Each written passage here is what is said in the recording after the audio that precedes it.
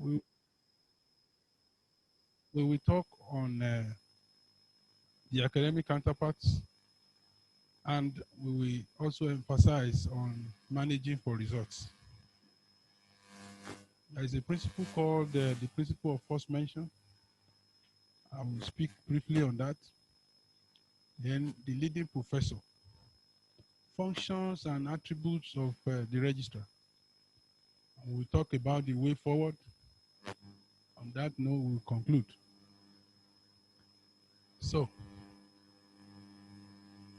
every society requires peaceful social existence for progress to be made in the direction of development. Peace has been the precondition for harmonious existence among human beings for ages. Without peace, there can be no progress. So, beginning with the key terms, the university. Freedictionary.com defines a university as an institution for higher learning with teaching and research facilities, including a graduate school and professional schools that award master's degrees, doctorate, and undergraduate division, awarding bachelor degrees. Number 2, it talks about the buildings and grounds of such an institution. 3, the body of students and faculty of such an institution. So as administrators, you find out that in that definition from the start, nothing is mentioned about administrators. That's from the beginning. So, but we'll speak more on that as we proceed.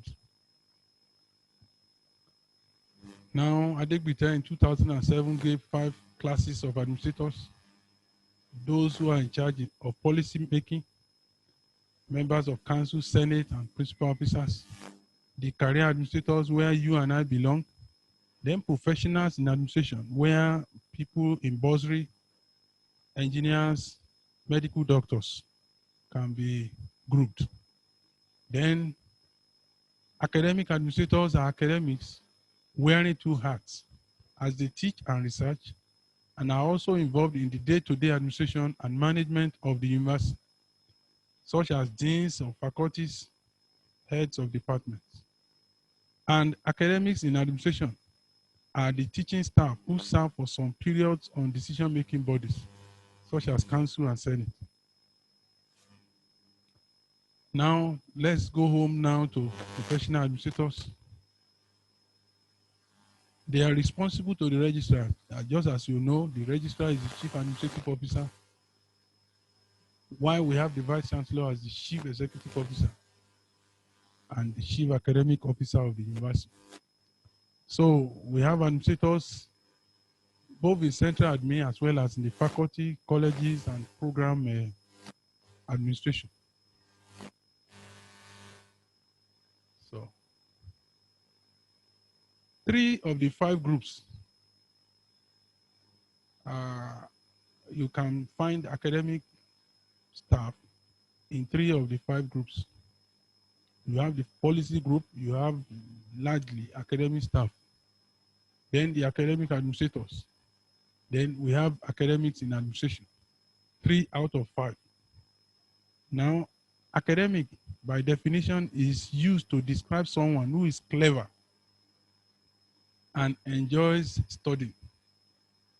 It relates to schools, colleges, and universities, or connected with studying and thinking, not necessarily with practical skills. Academic is someone who teaches at a college or university.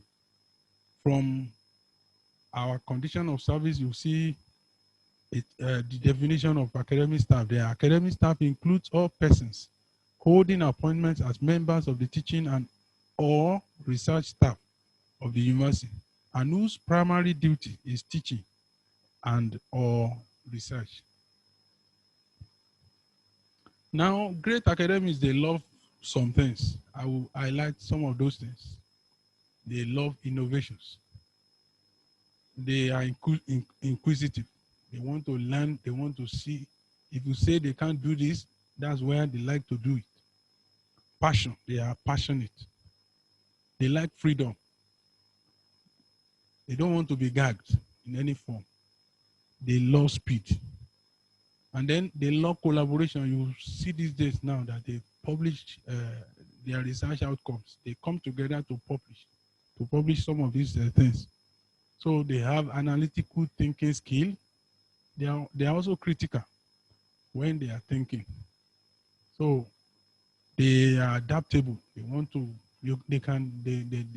adaptability is part of the skill that you will find in a good academic person. Then they love effective communication. They love excellence. And they love results. Now, here this quote from Professor A.B.O. Desalu, as quoted by Awoshusi in 2020. He said, this is what the rules say. The regulation passed by Senate says this, and we tend to forget invariably that we are dealing with human beings, and we cannot afford to allow the rules and regulations to drive us into a corner where we fail to see the human aspects. So that's to let you know that from a viewpoint of an average academic staff, they don't want to be gagged in any form. So, but you as administrators, our own is to ensure that we continue to let the rule be applied. So, the leading professor is fully attuned to the developmental related needs of others. Sorry. I think I've jumped one. Okay, is fully attuned to the developmental related needs of others and is acoustically committed to supporting their career development. Is distinguished in terms of scholarship, research output, and intellectuality. Is hardworking and productive. Is agreeable, affable, and relates well to others. A leading professor is approachable and readily available to junior colleagues and students. Is generous with his or her time and willingly supports others by offering advice, guidance, and mentoring. Furthermore, the leading professor is collegial in nature, leads and guides others, behaves as if he or she considers it as much or his or her responsibility, is challenging, stimulating, and thought-provoking, is inspirational as an exemplar of a leading researcher or scholar. Then a leading professor always behaves ethically. You can be sure that what are painted, the picture that is painted here by Professor Linda Evans is a realist.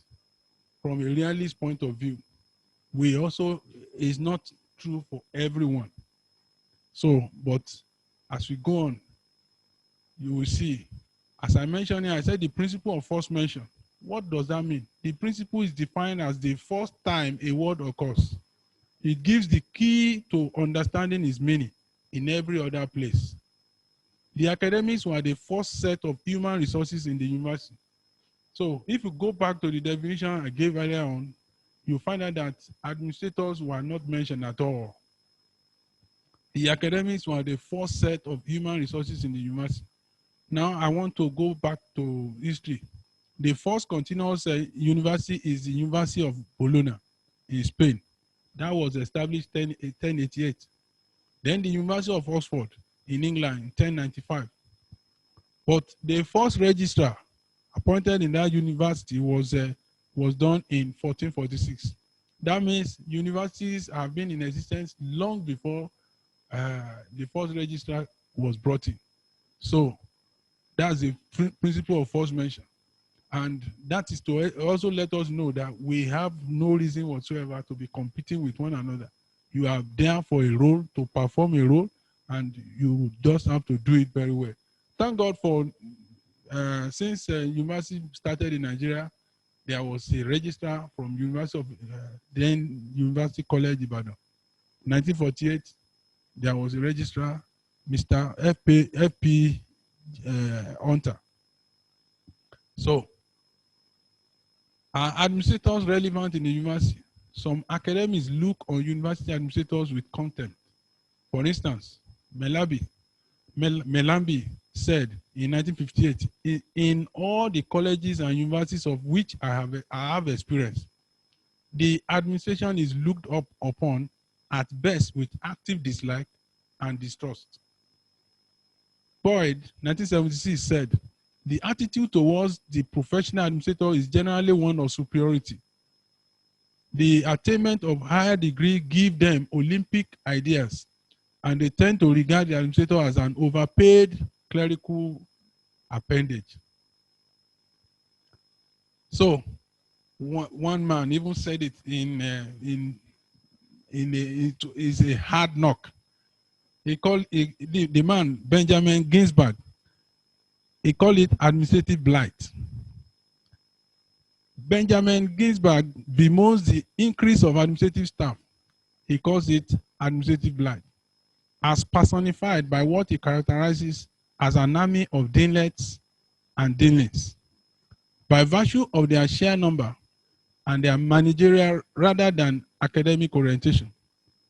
Ginsberg argues, these administrators have served to marginalize the faculty in carrying out tasks related to personnel and human curriculum that once sat squarely in their domain. Ginsberg marshals anecdotes from his 40 years of experience at Hopkins and Collins University, as well as from accounts from other campuses. He juxtaposes this with historical analysis and data, showing that the growth in the ranks of administrators, 85%, and associated professional staff, 240%, has far outstripped the increase in faculty, that is 51%, between 1975 and 2005. Now, he concluded, he said, $1 million president could be kidnapped by space aliens, and it will be weeks or even months before his or her absence from campus was noticed. That's to let you know the way and manner some academics are feeling or are felt about administrators. So the most important thing is for you and I to do our work and do it very well. So there are some begging questions I want to ask. Are administrators mere facilitators? Number two, are administrators inefficient, indolent, and non-effective? Are administrators poor in communication? Are administrators lacking in charisma? Are administrators regarded as deadwood? You can only answer those questions. Everyone listening to me can answer those questions rhetorically. So where you are you giving the appropriate value? If you are not giving value, then you can be sure that people coming after you may have problems. The current issues that we are facing in administration today were brought to bear because some of our predecessors decided not to do their work well, and then academic staff were introduced into such offices. And then, there is a story in those days when between the cock and the fox. And the fox always look at the cock now with the red thing on his head and say, what is on your head? Is it fire? No, the one say, no, it's not fire. It's just so the day the fox tasted the head of the hen and discovered that this thing is not fire, then it became meat. So I remember the story of how academic planning got out of the registry, started in University of Ilorin, and a young academic staff was put there, and then lo and behold, that has been the trend for virtually all universities today. So we need to, as much as possible, wherever we are, we must do our work well. If you look at the functions of the registry as stated here, you will know that it's quite huge at the beginning. But some of these things have been taken away. Faculty policy compliance, facilitator of institutional decisions, admissions and registration, maintainer of academic records and integrity, systems catalyst, implementation of policy, personnel, budget, provider of information, institutional research, institutional memory and conscience, training, system administration, etc., then academic planning that I mentioned, facilities management, academic leader, interpreter of policy, academic calendar, students affairs. This was listed by Professor Michael Cross at a paper he presented in South Africa. Now let's look at attributes of adorable registrar. You know, everybody in that line, you are reporting to the registrar and you are doing that same work. So Adeyawa highlighted 10. If you see my onion, the onion, you see the layers there. All of these are things that you and I must find a way of improving on daily basis. Competence must be there. We must be committed. We have to be courageous. Courage has five different levels now: physical, social, intellectual, and moral, emotional, and spiritual. So our courage must be, we must build our courage. Character, this is the most important thing. Because somebody said, well, if character is lost, everything is lost. You can lose money. If you lose money, you can recover money.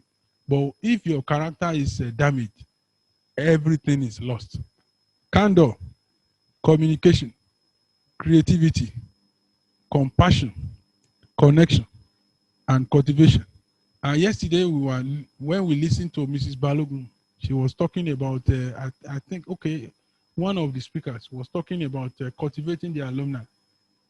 Okay, maybe it was Mr. Uko Morris who was speaking on the alumni. That if you don't cultivate them as students, by the time they graduate, they are not going to give anything back to the system. So we have to cultivate our alumni and cultivate them while they are still in school. Managing for results. Shortened form is MFR. Peter Drucker said, results are obtained by exploiting opportunities, not by solving problems. So you know the difference between a fire brigade man. They just go there to just quench the fire. As administrators, we are not firefighters. We must go to get good results by exploiting opportunities. Opportunities that come our way, we must make sure that we utilize very well. Minimize problems in the system as much as possible. That's why we need to be proactive. When Mrs. Oje was introducing today's program, she was talking about that. We minimize problems. Then we maximize opportunities. When opportunities come your way, make sure you maximize opportunities. Widely known as MFR, managing for results is an approach to public policy, an administration that has the promise to improve how government is viewed and how it operates. So managing for results, that's a process. Planning for results, program planning, developing meaningful performance measures, budgeting for results. It's not just money alone that we budget for. You have a program, you have to do your budget. Your entire year, you need to budget for the entire year. Collecting and using the data to manage work processes. Now, as administrators, we need to gather data, analyze the data, and see how you can use such data to help the system. Your last year admission, where are those students coming from? You can plan from the data you have. Then from the data you have, you know where you can advertise your university, you know where to go to ensure that you go to your catchment area. So reporting results is not just enough for us to do whatever we do and just keep quiet there. You have to report it. So managing for results by professional administrators. If you see the four parts there, you also see another 4 parts joining to the main thing. Effective communication is key to administrators. Then our core values, they call the university's core value, even your own core values, you must ensure that you keep working on such. Effective partnership and collaboration to add values. I was mentioning earlier on, I said we are brought into the system to add values. The moment you are unable to add value, you want to take value away from the system, you will not be needed. So results-oriented, results-focused leadership and governance. Wherever we are, we must ensure that we do what we need to do to get results. Knowledge is indispensable to professional administrators. Knowledge is a perishable commodity. You must reaffirm it. And that's the essence of our meeting every year. That's the essence of training. You must relearn it. So that you learn this year doesn't mean you should not learn next year. One of the proverbs I love very well from my father, he said, I'm full today. Doesn't mean you will not be hungry tomorrow. So you must be hungry for knowledge. Repractice it. Knowledge can become obsolete. If you look at technology, you find out that what you think you know before, all of those things are going. There are many things that have been introduced today. So unless you keep pace with the changing environment, you will not be needed. Concentration is needed to excel. So I learned this while I joined the service. By the time I joined the service of my State University then. I came in from my own business. I thought I was going to do the business alongside with administration, but my deputy registrar then said, you have to concentrate on this thing. Otherwise, so until I closed up that shop, until I closed up that my personal business, the man did not allow me, he will come very early in the morning. And the moment he came ahead of you, you are late. So you have to concentrate to be an excellent administrator. Knowledge must progress to remain relevant. So keep learning. Can you see this picture there? You can see driver seat in the to your left, driver seat to your right. No university can afford this. The CEO is there, the VC is there, the academic staff are there to do what they need to do, and we're also there to provide the necessary value, to add the necessary value. That's why I said no university can afford to be driven on 2 sides, going to the left and to the right. We must be focused to ensure that we are working together to move the university forward. The way forward now. The nuance principle. Be trustworthy. Number 3, reinvent your career. Number 4, I said there is no contest zone.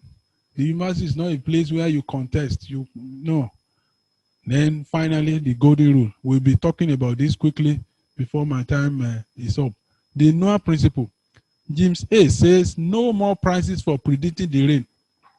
Prizes are only awarded for building the ark. That's the basis for the NOAA principle. He did not just say, oh, there will be rain. No. Noah went ahead to build the ark. So that is the work of you and I. We are to build the ark. You are not just to just profile if there are problems. It's not just to say, oh, these are problems, so I predicted the problem. But what are the solutions? Instead of blaming others, take responsibility. Stay hungry for quality results. Stay fearless and courageous. Actively become part of an increasingly globalized world. You can see today now, I want to thank God that 26 universities or institutions are joining us on this program. It's a globalized world. We are not living there now, but we are linked to all of you out there. So it's a global world that you have to be connected. Finally, on the Noah principle, we have to prepare, and prepare. Three times. Preparation. If you are going for a meeting, you have to prepare well. In our university, if we hold A and PC today, everyone collects their letters of whatever, if it is promotion. If we are holding interview, you can be sure that within 24 hours, the letters for the ones appointed are ready. So that's the way. If you don't prepare, it's not possible. When we go to Senate meetings, I want to thank God that usually we don't spend long period of time on our minutes. Why? The people in charge, they have done what we need to do. You have got to do the right thing. Be a trustworthy administrator. There is no currency in organizational life more valuable than trustworthiness. If you are not trustworthy as an administrator, you're very soon, they will change you. If you hope to enjoy a career of great influence and impact, start by cultivating a trustworthy reputation. Remember, somewhere in your organization, a colleague is sharing a story about their experience of you at their dinner table. What story do you hope they are telling? So people can talk and talk and talk about whosoever. So build a reputation of trustworthiness as administrators. Now reinvent your career. David Lansfield identified 5 stages or 5 strategies for reinventing one's career. In uncertain times as we are in, they are: 1, explore a range of options, including the unthinkable. Imagine your best possible future. What do you want to become? Don't just be there. Olympic, in those days, countries go to Olympic just to participate. But now, what do you want to become? 5 years, 10 years? I remember one, not too long ago, we were interviewing some students, some people, and then a question came: young man, what do you want to become in the next 5 years? He couldn't answer. So, why? Because he couldn't imagine what he wanted to become. Build capacities relevant to your future self. Adopt a skills-first approach. That was what my deputy registrar told me then. He said, get all the necessary skills now. Don't envy those who are lobbying for positions where they can get pecuniary benefits. But go for the skills first. Very, very soon, your skills will be rewarded. Then start small. You don't know how to do one thing, start small. Then be ruthless about what you need to leave behind. What is the legacy that you want to leave behind? So where do we go from here? Shift focus from quantity to quality staff. Do what I call careful onboarding. In our university, if we want to recruit clerical staff, we advertise. We bring you to interview. You will write the exam. You will come and face the interview, and then from there we'll be able to measure, is this one worthy to join us here? Conduct proper orientation for every administrator. The training of members to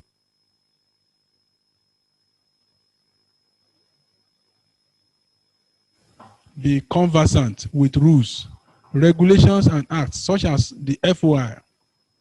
Document processes as standard operating procedures. In our university, we have that. We have what we call SOP. So every office, if you get to that new office, you can ask for the SOP in that office, and you are good to go. You will become a plug and play instantly. Then prepare FAQ. What do I mean? Frequently asked questions on whatever is happening, and place on the university website, so they won't be troubling you. So where do we go from here? No organization can rise above the capacity of its leaders. Academic administrators require some training in administration to discharge their duties effectively. If you have the opportunity, ensure that new deans, new HODs, They have the opportunity of knowing a little about administration. That will help your job. Turn the job you have to the job you want. Rather than complaining, oh, that you are here by default. Enjoy it. Deepen your skills. Widen your influence. Learn to manage up, down, and across for results. Anytime you look at the cross, you know that's the way you learn to manage up, you manage downward, as well as manage across for results. So half is never enough. Can you see this Yin Yang concept from the Asian part? You see the white part, you see the black part. When you look at the white part, there is a small black spot there. In the black part, there is also a white spot there. And that's the principle that the Chinese are using. Out of every crisis, there are opportunities. Anywhere they see crisis, they know that opportunities are there. So seemingly we need each other. That's just the principle behind this Yin Yang concept. We need each other. There is no administrator who will be promoted without academic staff. There is no meeting where your promotion will be considered without them. So you have to do your best to ensure that at all times something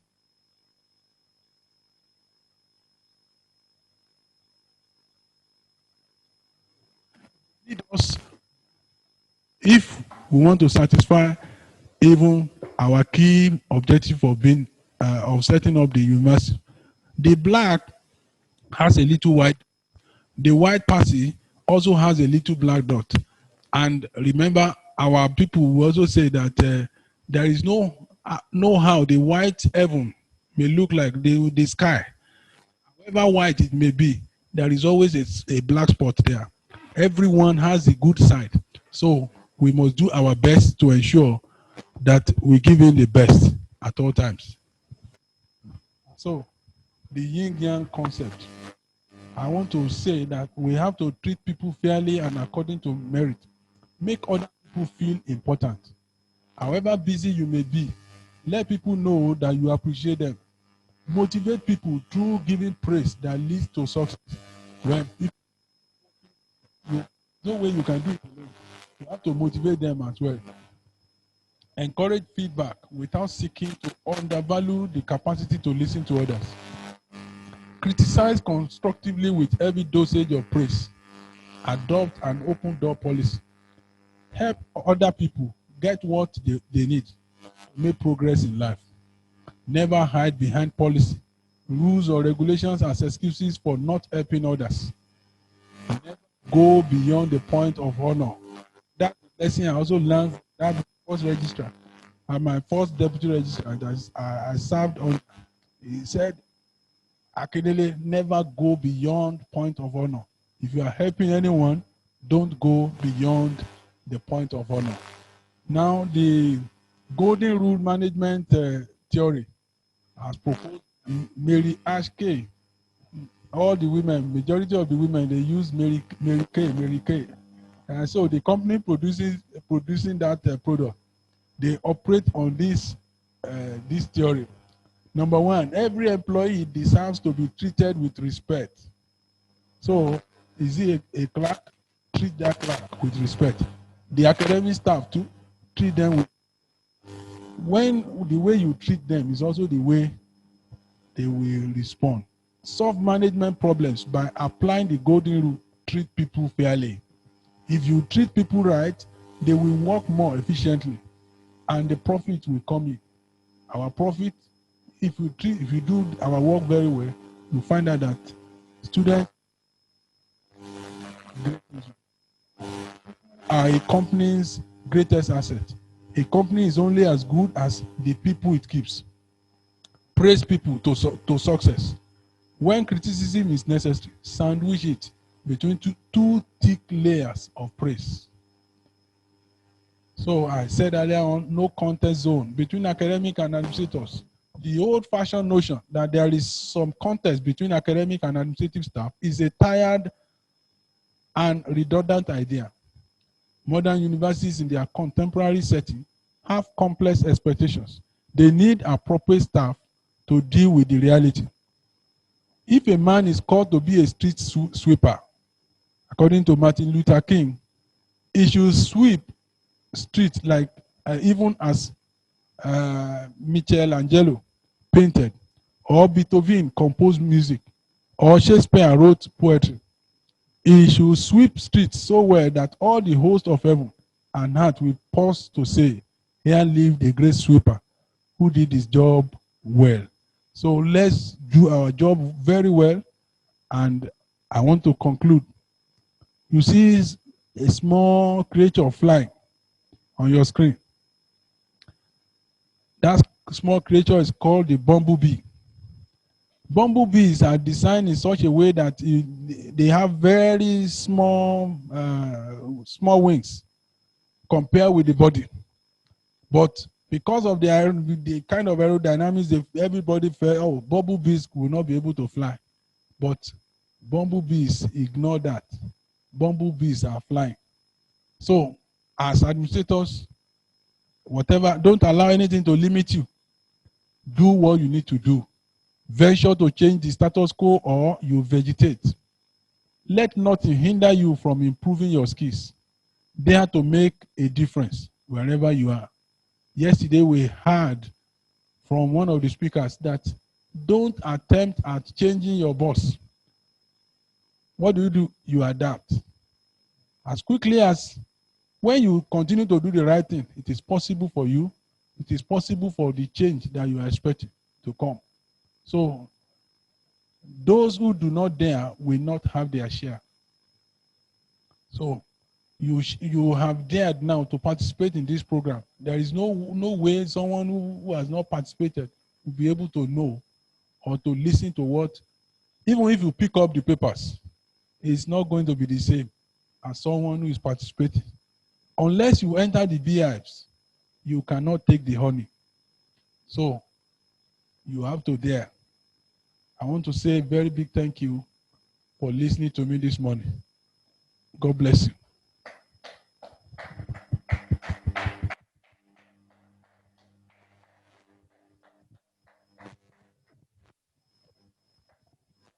Ladies and gentlemen, we can do better than that. Let's put our hands together for that wonderful presentation that was done by the Registrar of Redeemers University, Mr.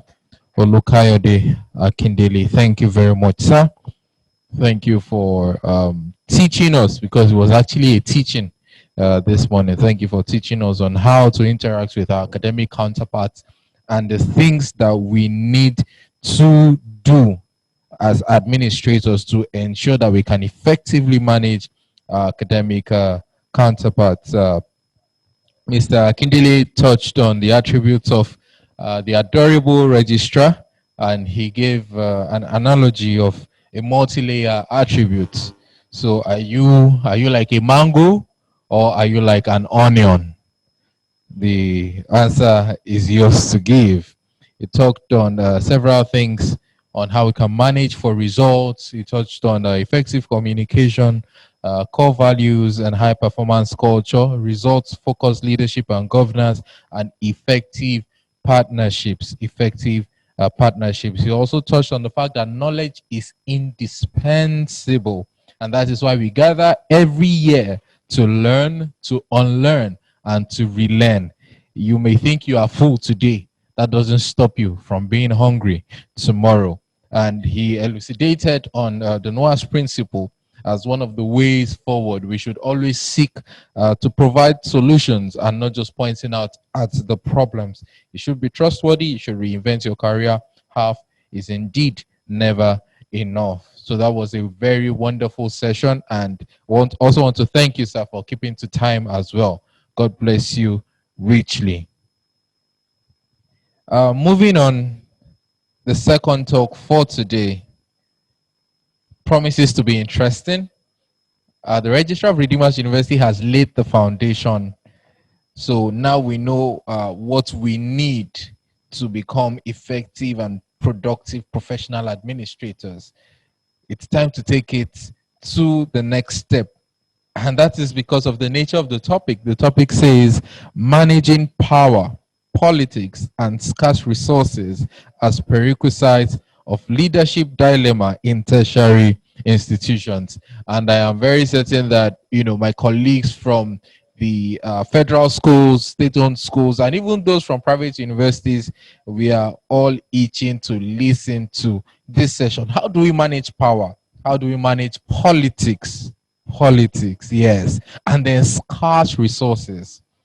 How do we combine all of these things together and still come out standing as effective and efficient professional administrators? That talk will be taken by Dr. Oyinloye Oloyede, a former registrar of the Forest Research Institute of Nigeria, Ibadan.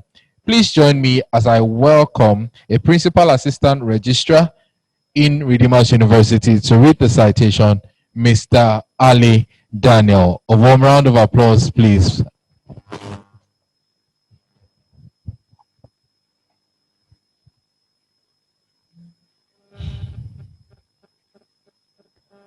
Dr. Oyinloye Oloyede was born on 2nd of July, 1959 to late Omoba David Giwa Oyinloye and Iyafin Abigail Emiola Oyinloye. He attended St. Stephen Anglican Primary School, Ora Igbomina, and Anglican Primary School, Dagbolu, Atikori, Ijebu-Igbo, between 1965 and 1972 for the primary school leaving certificate. He also attended Ora Secondary Commercial Grammar School, Ora Igbomina, from 1975 to 1980 for his West African School certificate. He attended university. He obtained his GCE advanced level, Economics, Government, and Literature in 1984. He attended University of Ibadan between 1988 and 2019 and obtained the following certificate: Diploma in Education, BEd, MEd, MA, PhD, that is in Communication and Language Arts. His research interest is on psychology of human and organizational communication, focusing on competent communication behavior. Currently, is writing on the theoretical underpinnings of the strong and limited effects of mass and social media on the society. Is now a lecturer in the Department of Mass Communication, Redeemers University, Ede, Osun State. Before joining the services of Redeemers University, he served in various capacities at the Forestry Research Institute of Nigeria, such as Head of Budget and Final Accounts, 1991 to 1992, Officer in charge of Special Project, 1992 to 1993, Assistant Disbursement Officer, World Bank, NAP Project, 1993 to 1996. Head, Pension Account Unit, 1998 to 2002. Transport Officer, FRIN, Headquarter, 2002 to 2007. Desk Officer, Pensions, 2002 to 2007. Head of Admin, FRIN Station, Damasak, Borno State, 2007 to 2008. Acting Registrar, Federal College of Forestry, Ibadan, 2008 to 2010. Head, FRIN Media Unit, Ibadan, 2010 to 2012. Registrar, Federal College of Forestry, Ibadan, 2012 to 2015. Retired after 35 years from Federal Civil Service of Nigeria, December 15, 2015.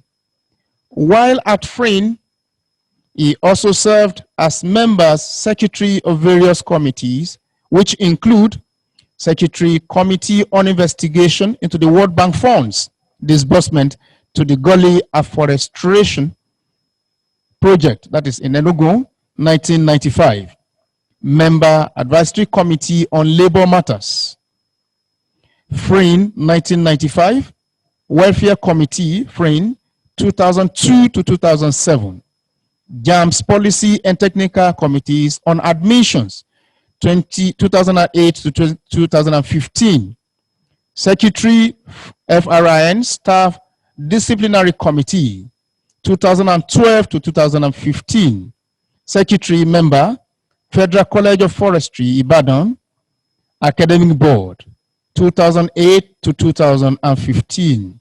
Member Secretary, Federal College of Forestry, Ibadan, Management, 2008 to 2015. Member, FRN Management, 2010 to 2015. Dr. Oyinloye Oloyede has attended several management courses in Nigeria and abroad. He is currently a lecturer in the Department of Mass Communication, Redeemers University, Ede, Osun State, Nigeria. He is happily married to Bamidele Toyin Oyinloye, and the union is blessed with 3 children, Ibukunoluwa, Adetutu, and Temi Lulua. Distinguished ladies and gentlemen, join me to welcome on board Dr. Oyinloye Oloyede, former registrar, Forest Research Institute of Nigeria, FRIN, Ibadan, as he presents his paper titled Managing Power, Politics, and Scarce Resources as Prerequisite of Leadership Dilemma in Tertiary Institution. Thank you.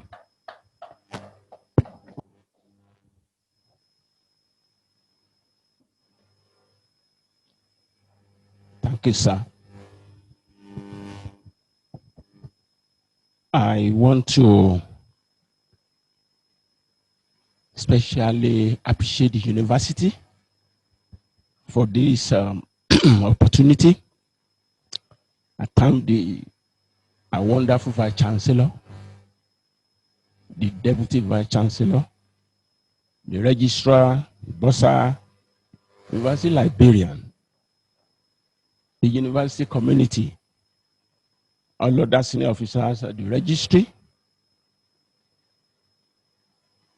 other presenters, all participants, those wonderful experts working on the ground. And yes, we are grateful for this, sir, my registrar. And I want to thank you for that, your engaging presentation. I love it. Yes. The title before me is Managing Power, Politics, and Scarce Resources as Prerequisite of Leadership Dilemma in Tertiary Institutions.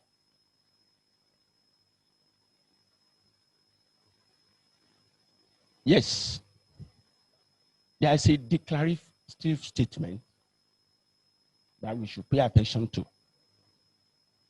That if institutions, our institutions, are to make progress at all in line with their vision and mission, they must focus on the behavior of the employee.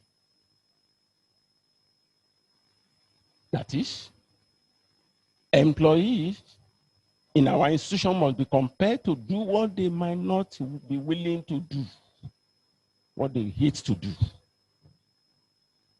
Employees must be influenced to voluntarily give up some of their individual natural tendencies for our institutions to make progress. Consistent with this position, McGregor, in his famous theory X, assumed that employees inherently dislike work.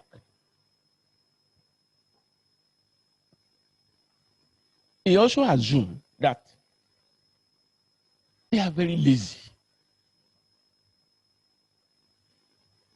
For them to do anything at all, they have to be coerced. to be controlled, and to be threatened. They shirk responsibility. They hate ambition. As a result, to keep such people in our institutions, behavior regulation is a must. We need to change this behavior. How do we do this? We need what experts refer to as ingredients of social influence.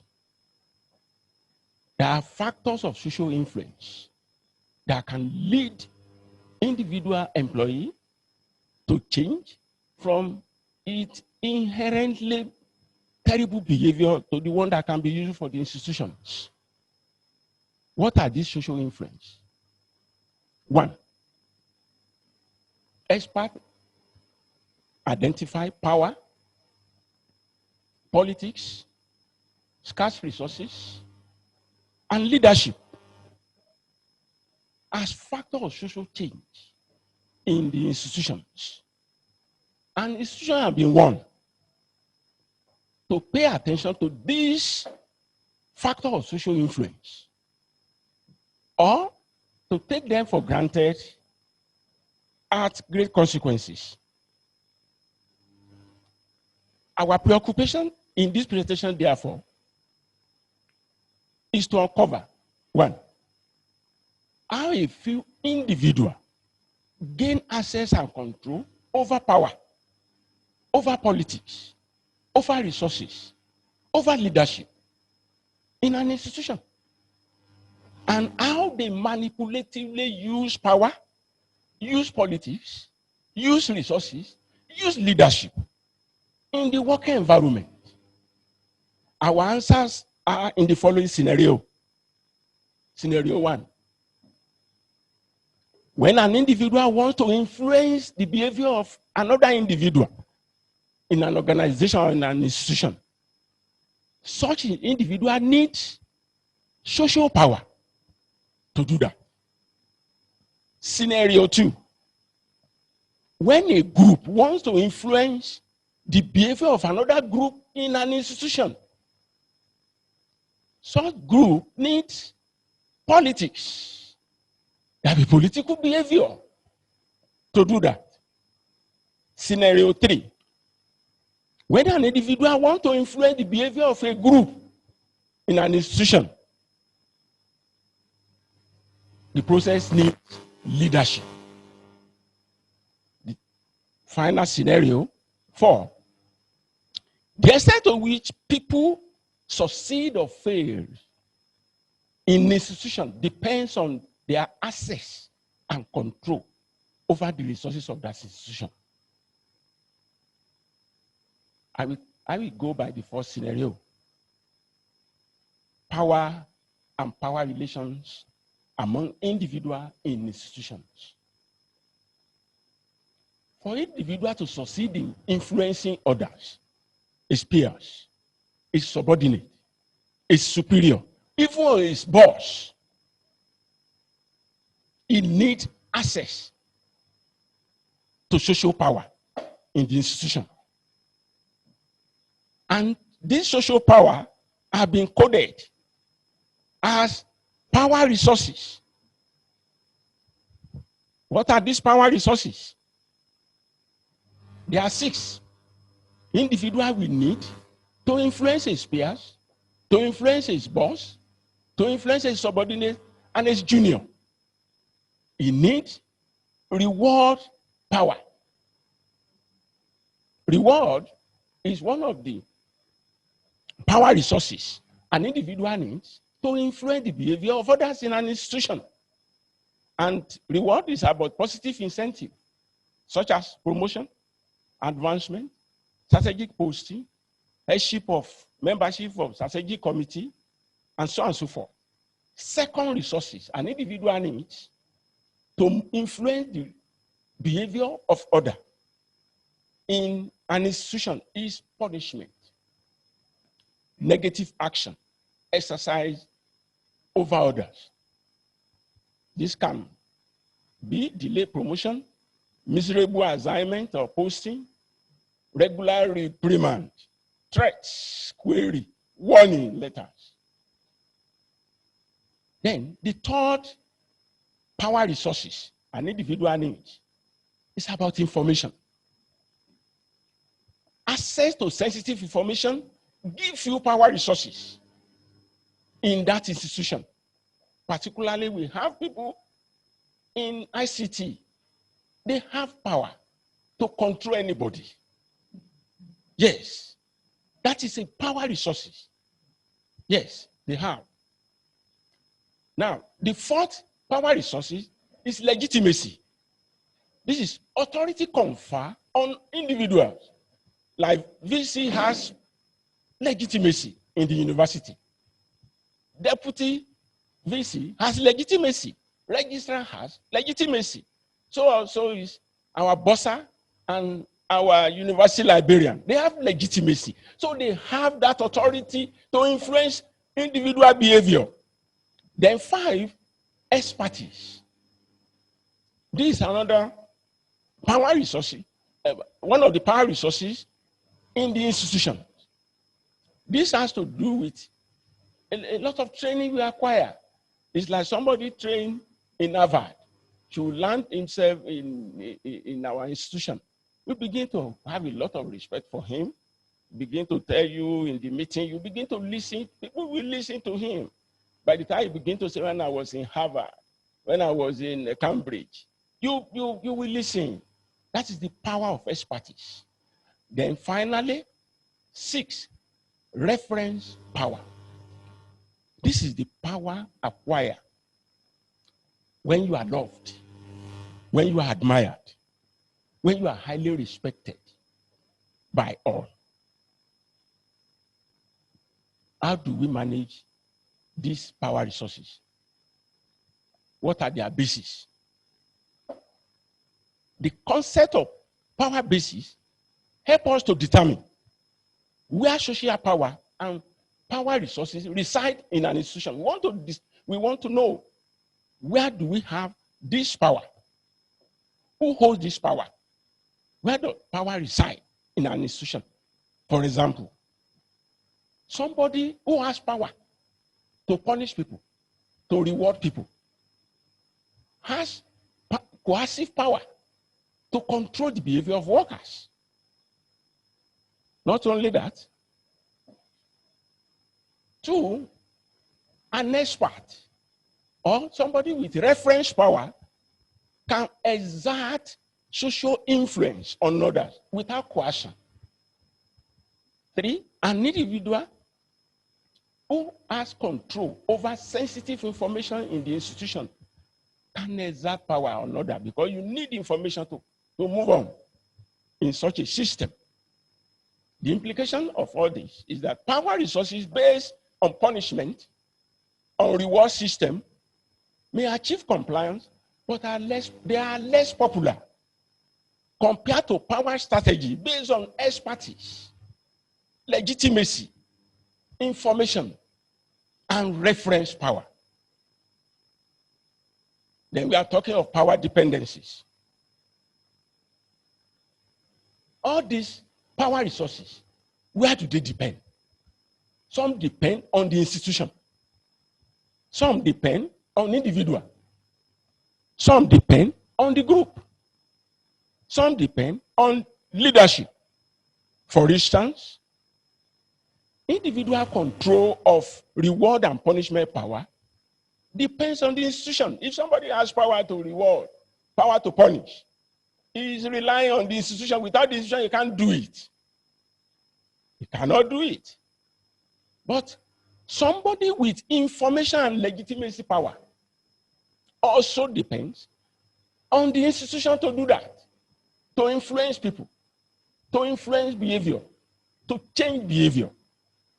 3, legitimacy power depends on individual position and position authority in the institution. Finally, expertise and reference power depends on competence, knowledge, education, ability, exposure, and other personal characteristics and charisma. All these power resources, they don't depend on the institution. When you see an expert or somebody who has reference power, he doesn't rely on the institution to influence people. They respect him. They listen to him. They love him. He's an expert. He's respected. Unlike somebody who holds power to punish, power to reward, he relies on the institution. What are the limitations of this influence about power resources? A limitation. The limit we have largely based on who we want to influence. Influencing one peers and superior is different from influencing one subordinate. For example, expertise. An expert, sir, will influence anybody in an institution, including his boss, his peers, his superior, his subordinate. He will successfully influence them because he knows. They will listen to him. That is expertise. People are less endowed. We seek reward and punishment to influence others, unlike an expert. 2, individual differences bring limitations to the use of these power resources. Somebody who is more participatory will use more of expertise and reverence power to influence others. But authoritarian, they rely on reward and punishment to influence others. Third, the nature and structure of an institution will determine. Institution founded on rules, regulations, standard operating procedure, higher reliance on reward. We rely more on reward and punishment to control people, to control behavior, to regulate behavior. Unlike institutions whereby formality is less emphasized. We are moving to the second scenario. The second scenario, politics as mechanism of social influence. How politics comes in. Remember our scenario. The second scenario says, when a group wants to influence the behavior of another group within an institution, politics is the answer. We have discussed power relations. Those people who are left out in power relations, who couldn't get part of the power resources, they are the leftovers. They won't keep quiet. They move on and form political groups, form alliances. Less powerful group in an institution usually develop political fear. And what accounts for intense political activity in tertiary institutions? What accounts for it?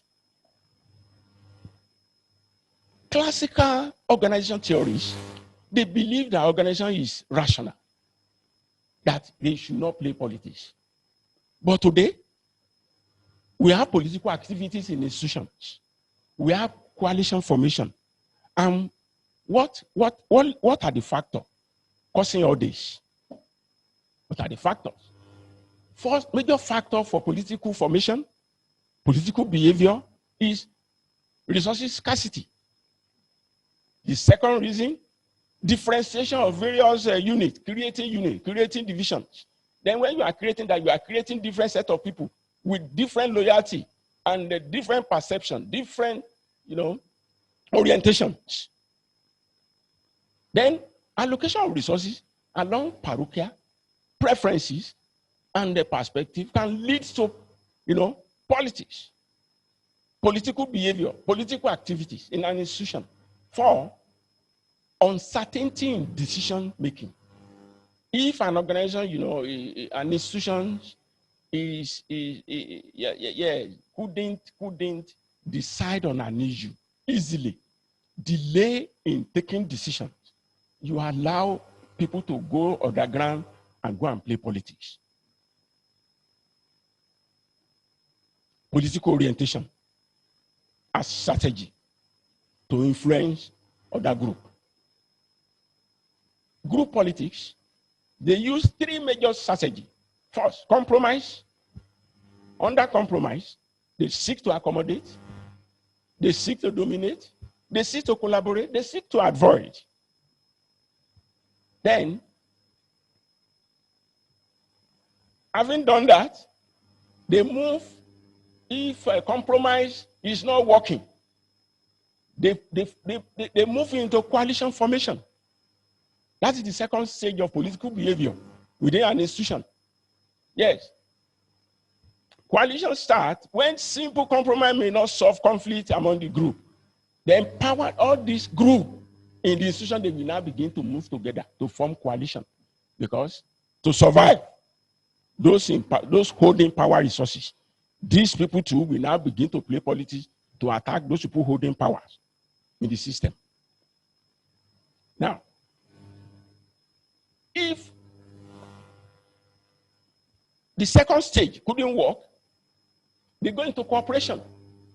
The cooperation is where they begin to align, they begin to subpedal, begin to move people in, and they begin to, you know, reduce their influence to get order to join them. How do we minimize political activity in our system?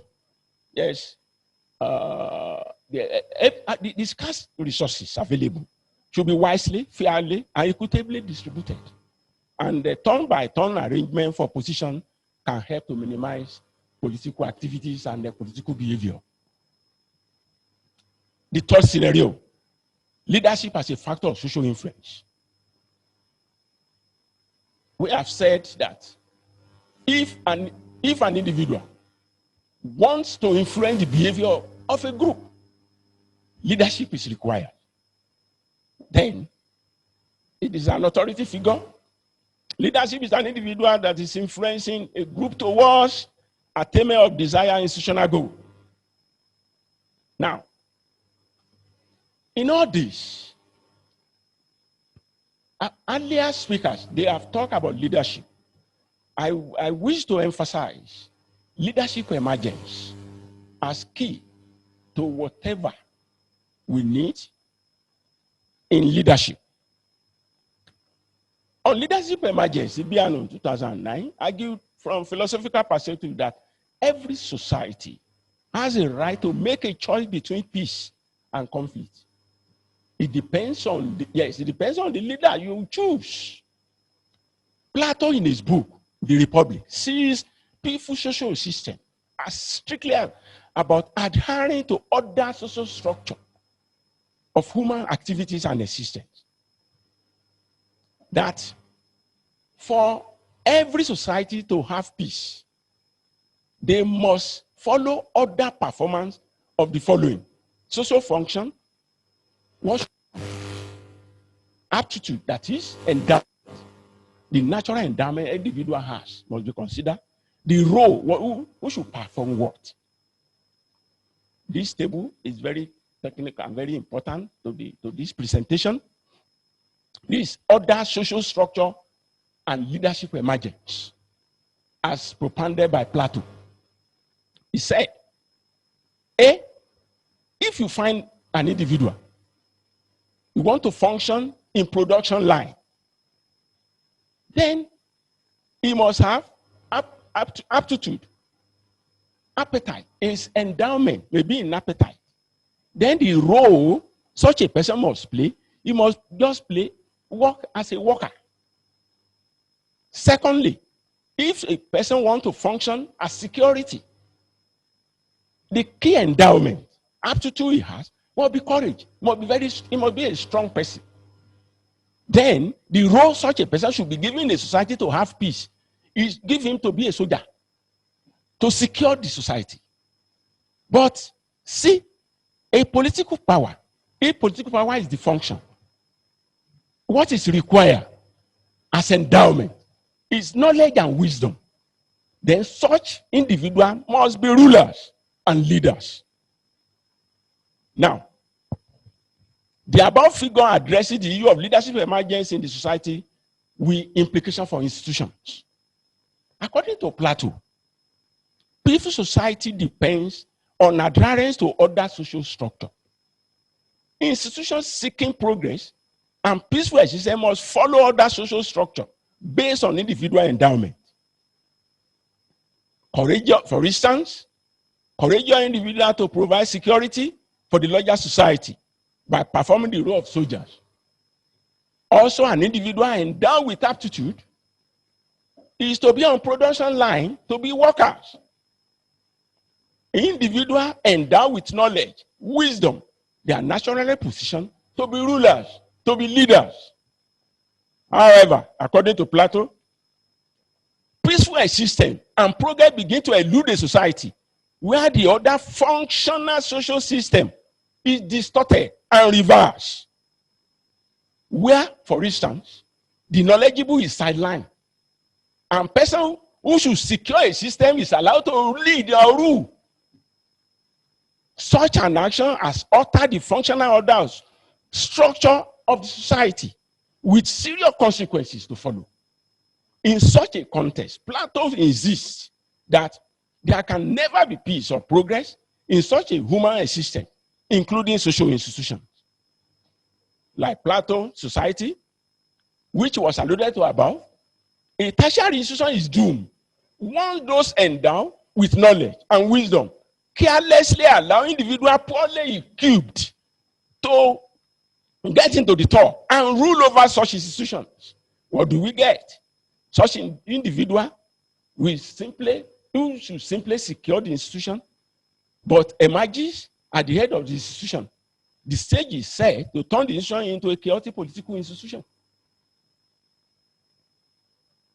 Leadership under this distorted arrangement will be dictatorial, uncompromising, envious, and vengeful. It is most likely to put aside expertise and reference power resources, but we likely rely on punishment regime to deal with people. Adversarial reward system will be used to deal with people is supposed to progressively influence. Leaders must be reminded that great institutions are built on scholarship, mentorship, and friendship. Substitute for leaders.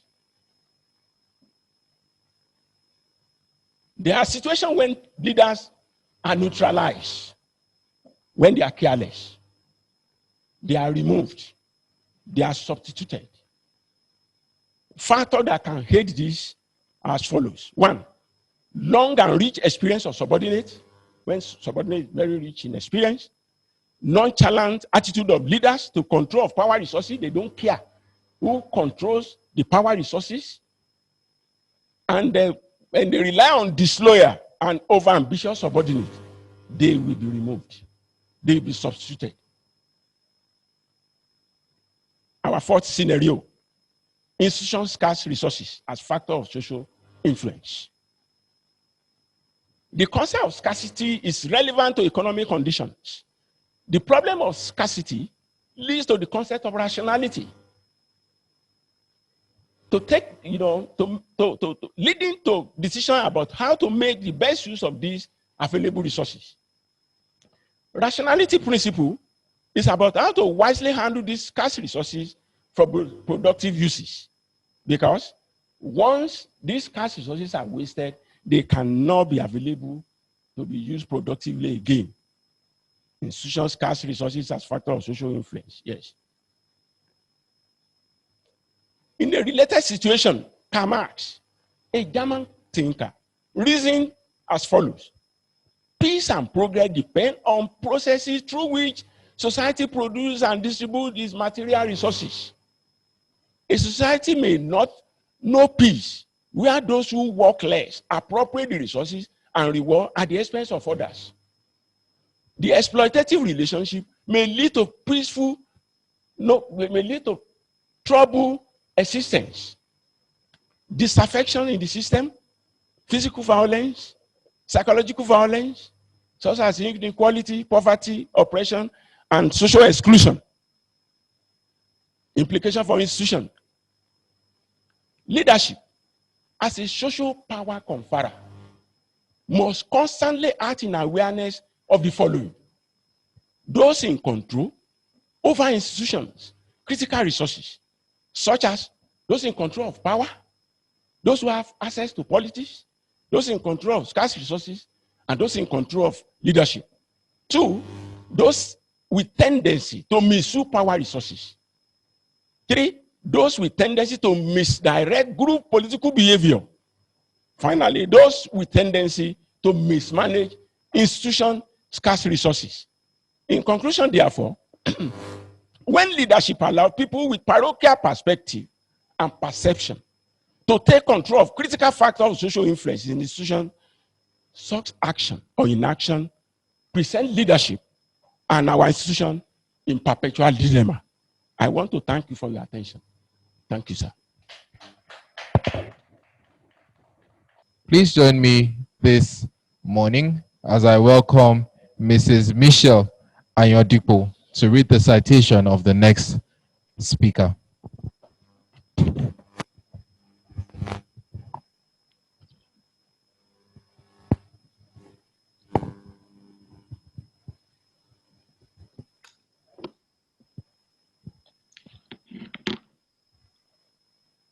Mr. Fred Akintunwa graduated from the University of Ibadan with a Bachelor of Science degree in 1995. He holds a MBA degree in Management, Ambrose Ali University in 2000. Mr. Akintunwa is also a graduate of Advanced Certificate in Leadership, Daystar Leadership Academy in the year 2008. He's also a graduate of Lagos Business School, Pan-Atlantic University in Lagos, Owner Management Program in 2012. He's also a graduate of Stanford School of Business, Institute for Innovation in Developing Economies in the year 2017. He is a member of the following professional associations: Nigeria Computer Society, NCS, Computer Professional Registration Council of Nigeria, CPN, Information Technology Systems and Security Professionals of Nigeria, ITSSP, Stanford Seed Transformation Network, Nigeria. Mr. Akintunwa is a seasoned ICT and managed service executive with a proven track record in project and program management to global proportions, spanning over 2 decades. He has excellent delivery of credentials and broad knowledge of leading technologies with a first-class engagement, problem and risk management skills. He has a sharp-end experience in change management, best practice adoption and process involvement while identifying capability improvements to business challenges. He is currently the MD of Fega Solutions Limited. Ladies and gentlemen, please join me as I welcome Mr. Fred Akintunwa as he presents the paper titled Business Strategy to Drive Institutional Visibility and Student Enrollment. Good morning, ladies and gentlemen. It's a great privilege and honor for me to be here. I want to thank the management of Redeemer University for this privilege. I count it as a great honor. And I said, I want to stand on the system protocol and say I will come over. I hope you can hear me very well. Kindly give me the privilege to share my screen so that we can flow together. Thank you. Viewers, please kindly give me that privilege to share my screen.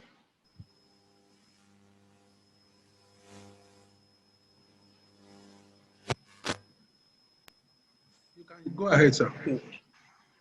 Thank you, sir. Good. My name is Fred Akitunwa, as introduced. Well, it's a great privilege when the university is also working the business world to see how we can be able to transform the student and transform the university in this century. I'm going to be talking about business strategies to drive institutional feasibility and student enrollment. Now, I'm starting with this. The introduction. There's a particular man that said some times ago, Charlie Flaney, the vice president for communication at American University, he said if higher education markets, if they are not paying attention to enrollment issue, they are not paying attention to their job. Which means the key of what they want to do is for them to see how they can bring more students to school. If there are no students in school, then there is no need for you to be there. Again, move on to the next one.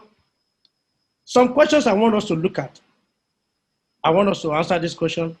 Number one, how can we reevaluate and reinvent our institution after the pandemic? We've been talking a lot about the pandemic this morning. Again, how do we align our strategy to become one of the best in our sector? Number three, how can we upscale and drive our institutional feasibility? Next one, how can we reposition our institution to increase student enrollment? These are the questions we need to answer. How can we attract business funders and partners? These are the questions that the strategy management decision need to be taken about. That is what we're going to look at this morning. Again, I want to look at it when it's about business education is not what it used to be. Change is already here. And the leaders must therefore understand and respond to these new changes. If you don't change, you will be changed. Again, enrollment marketing is one of the biggest areas for improvement among the higher institutions, especially the private-owned universities and higher institutions. With the recent pandemic crisis in the world, only few institutions in the world reported to have been able to meet up their own enrollment goal. Only few. In fact, according to some percentages, like around 30% of the institutions all over the world were able to meet up with their enrollment goals.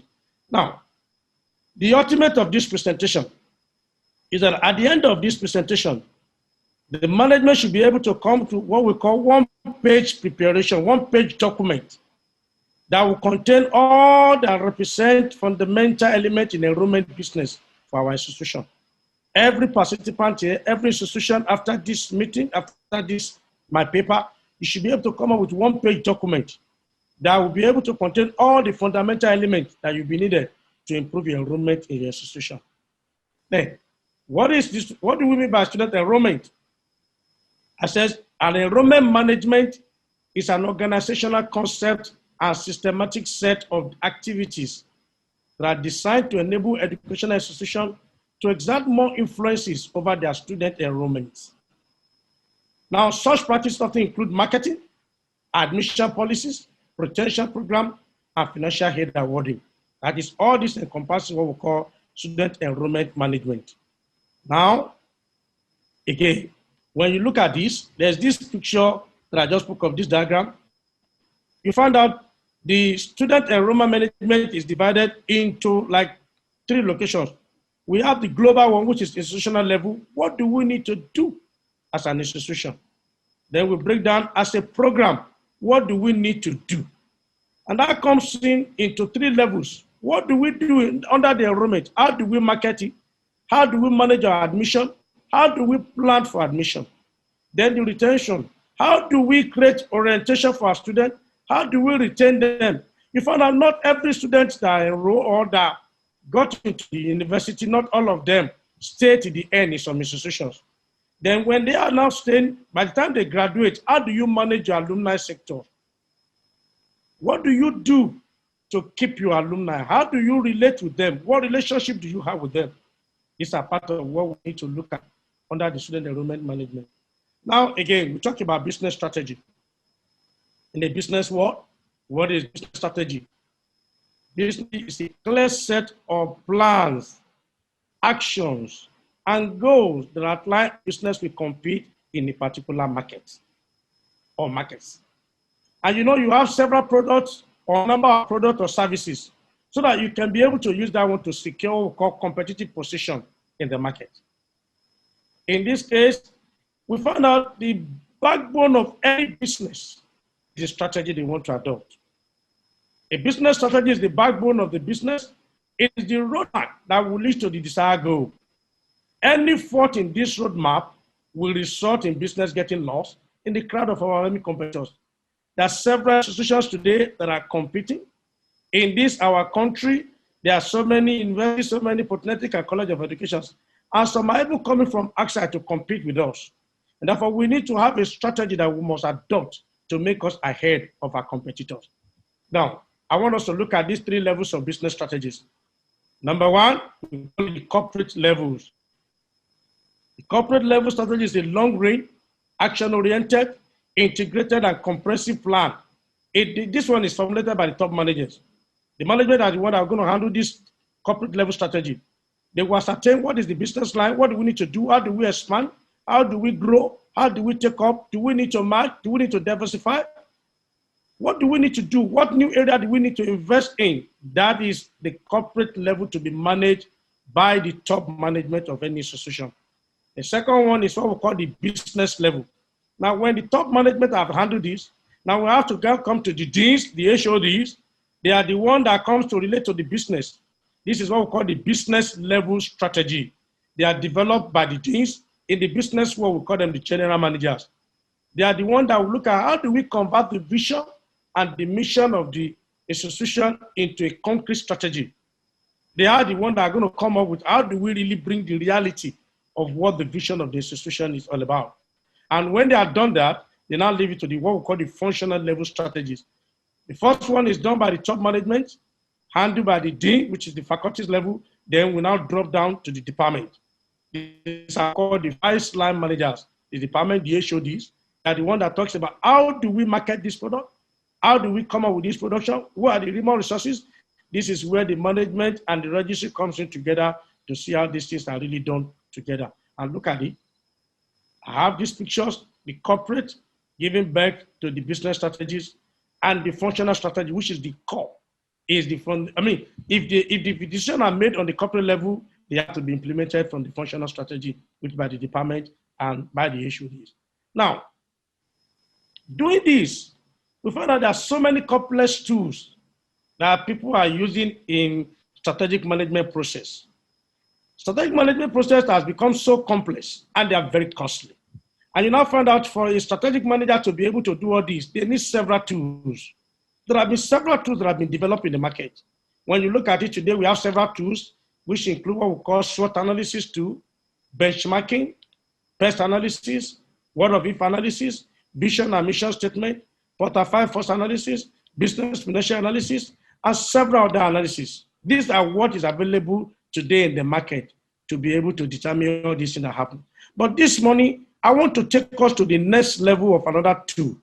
And this is the tool I want us to look at, I want us to pay attention to, and I want to see how can we make use of this tool to take us to greater level. And what is the tool am I talking about? I'm talking about what I title Business Model Canvas.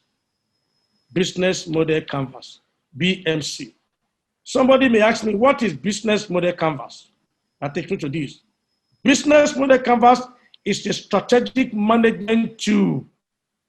It will allow you to describe, allow you to design, allow you to visualize, allow you to look at challenges, allow you to invent, allow you to even perform and assess your business.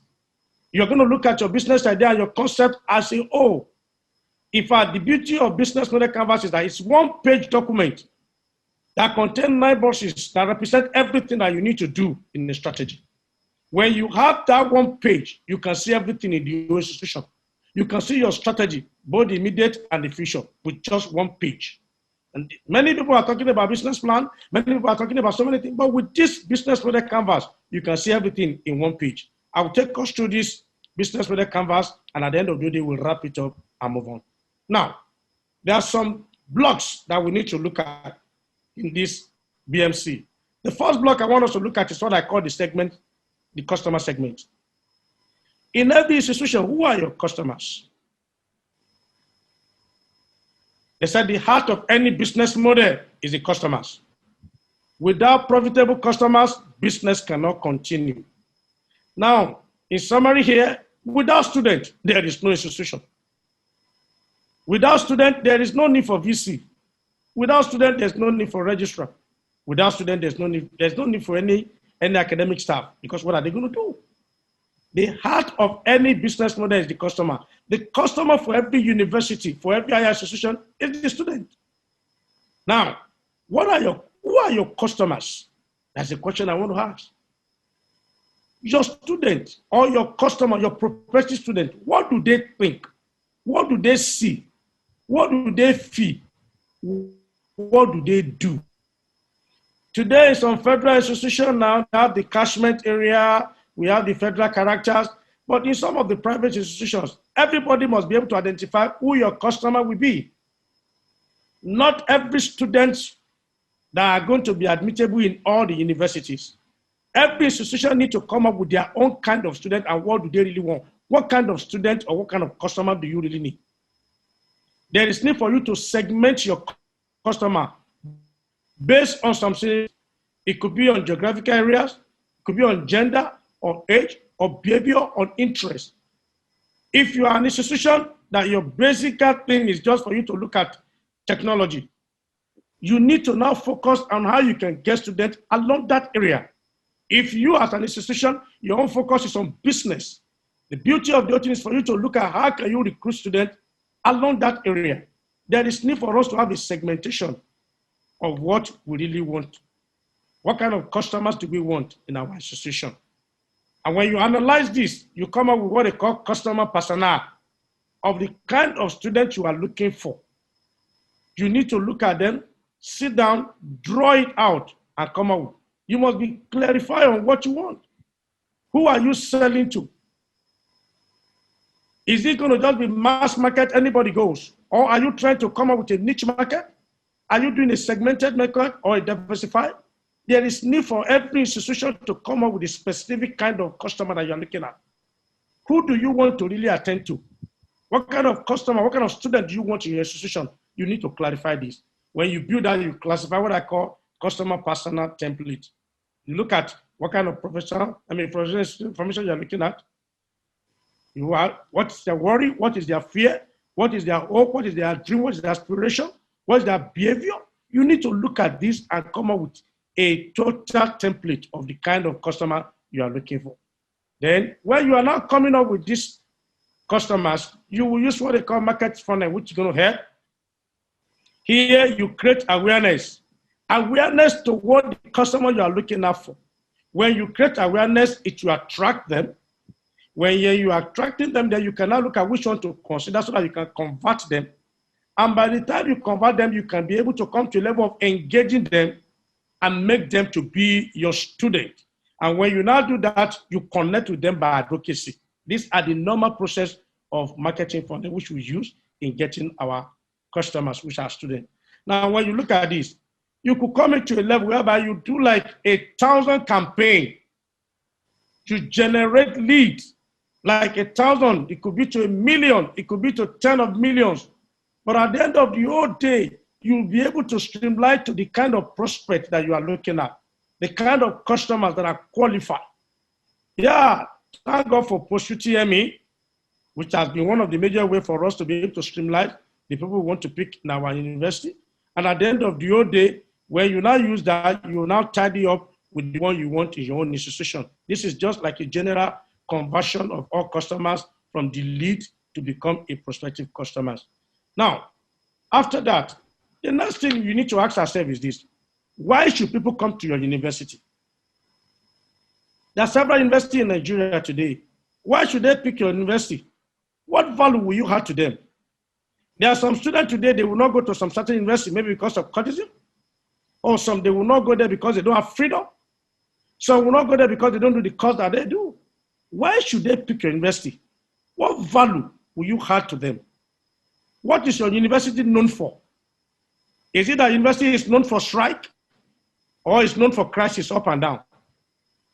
Every university must determine your value. There is need for you to have your unique solution the reason why people should look for you, the reason why students should look for you, what is the compelling about your proposition? Is your university being like a helper indeed? If people come to university, would they be able, would their life be molded? Can they get direction for themselves? Or they will just stay there and waste time because of strike? Today, the issue of strikes has given birth to several private institutions. Because some people come to university, they don't know, they only know the time they will resume. They don't know when they will graduate. A 4-year course can end up getting to like 6 years. If care is not taken, it can even get to 7 years. But there are some institutions whereby you are sure that once you get into the university, you can be rest assured within the next 4 years, you are out. What value are you adding to your customers? Why should they choose you? Why should candidates desire you? Among all the institutions, why would they come to you? Then again, your value proposition should be unique. It should be different from other institutions, from other competitors. Are you offering a new product? Are you dealing with innovation? Are you offering a product that's already existing in the market? Then how can you stand out? Today, when you are talking about business management, there are some institutions that you know. There are several MBA in Nigeria today. There are some universities now, people who want to associate with them because of what they do, because of what they are known for. What are you known for? So many people are looking at it. Could it be price? Price could not really be the best way to determine your competitiveness. There are some universities today, because of the value system that they are running to the student, even though the prices are so high, the student will still prefer to go to that place. Why? Because of brand. How visible is your brand? How great is your brand? Can your brand command respect among your competitors? When they hear your name, when they hear your brand, what do people say? What is noted about your brand is very, very key. These are comes into what we call customer experience. Your customer experience, the information that we hear from your customers is so key. Like, take for example now, there are some students now, when they want to do IT, they want to do industrial attachment, we will be eager to take them in our organization. There are some students that we will beg them to come and do IT with us. Why? Because we know they will add value to the organization, while we add value to their life. Why some? There are some institutions, when they just mention the name of that university, we don't even want to have anything to do with them. Why? Because the product has not really been anything to write them about. Are people proud of your product? Can people say because people graduated from the university, there's something key? What can they say about your customers? What can they say about your product? Now, the next one is, after you have determined your customers, you determine your value proposition. How do you communicate with your customer? So many universities today, they just have what they call static website. They have website because NUC said that we should have website. Do you have an interactive website? How good is your channel?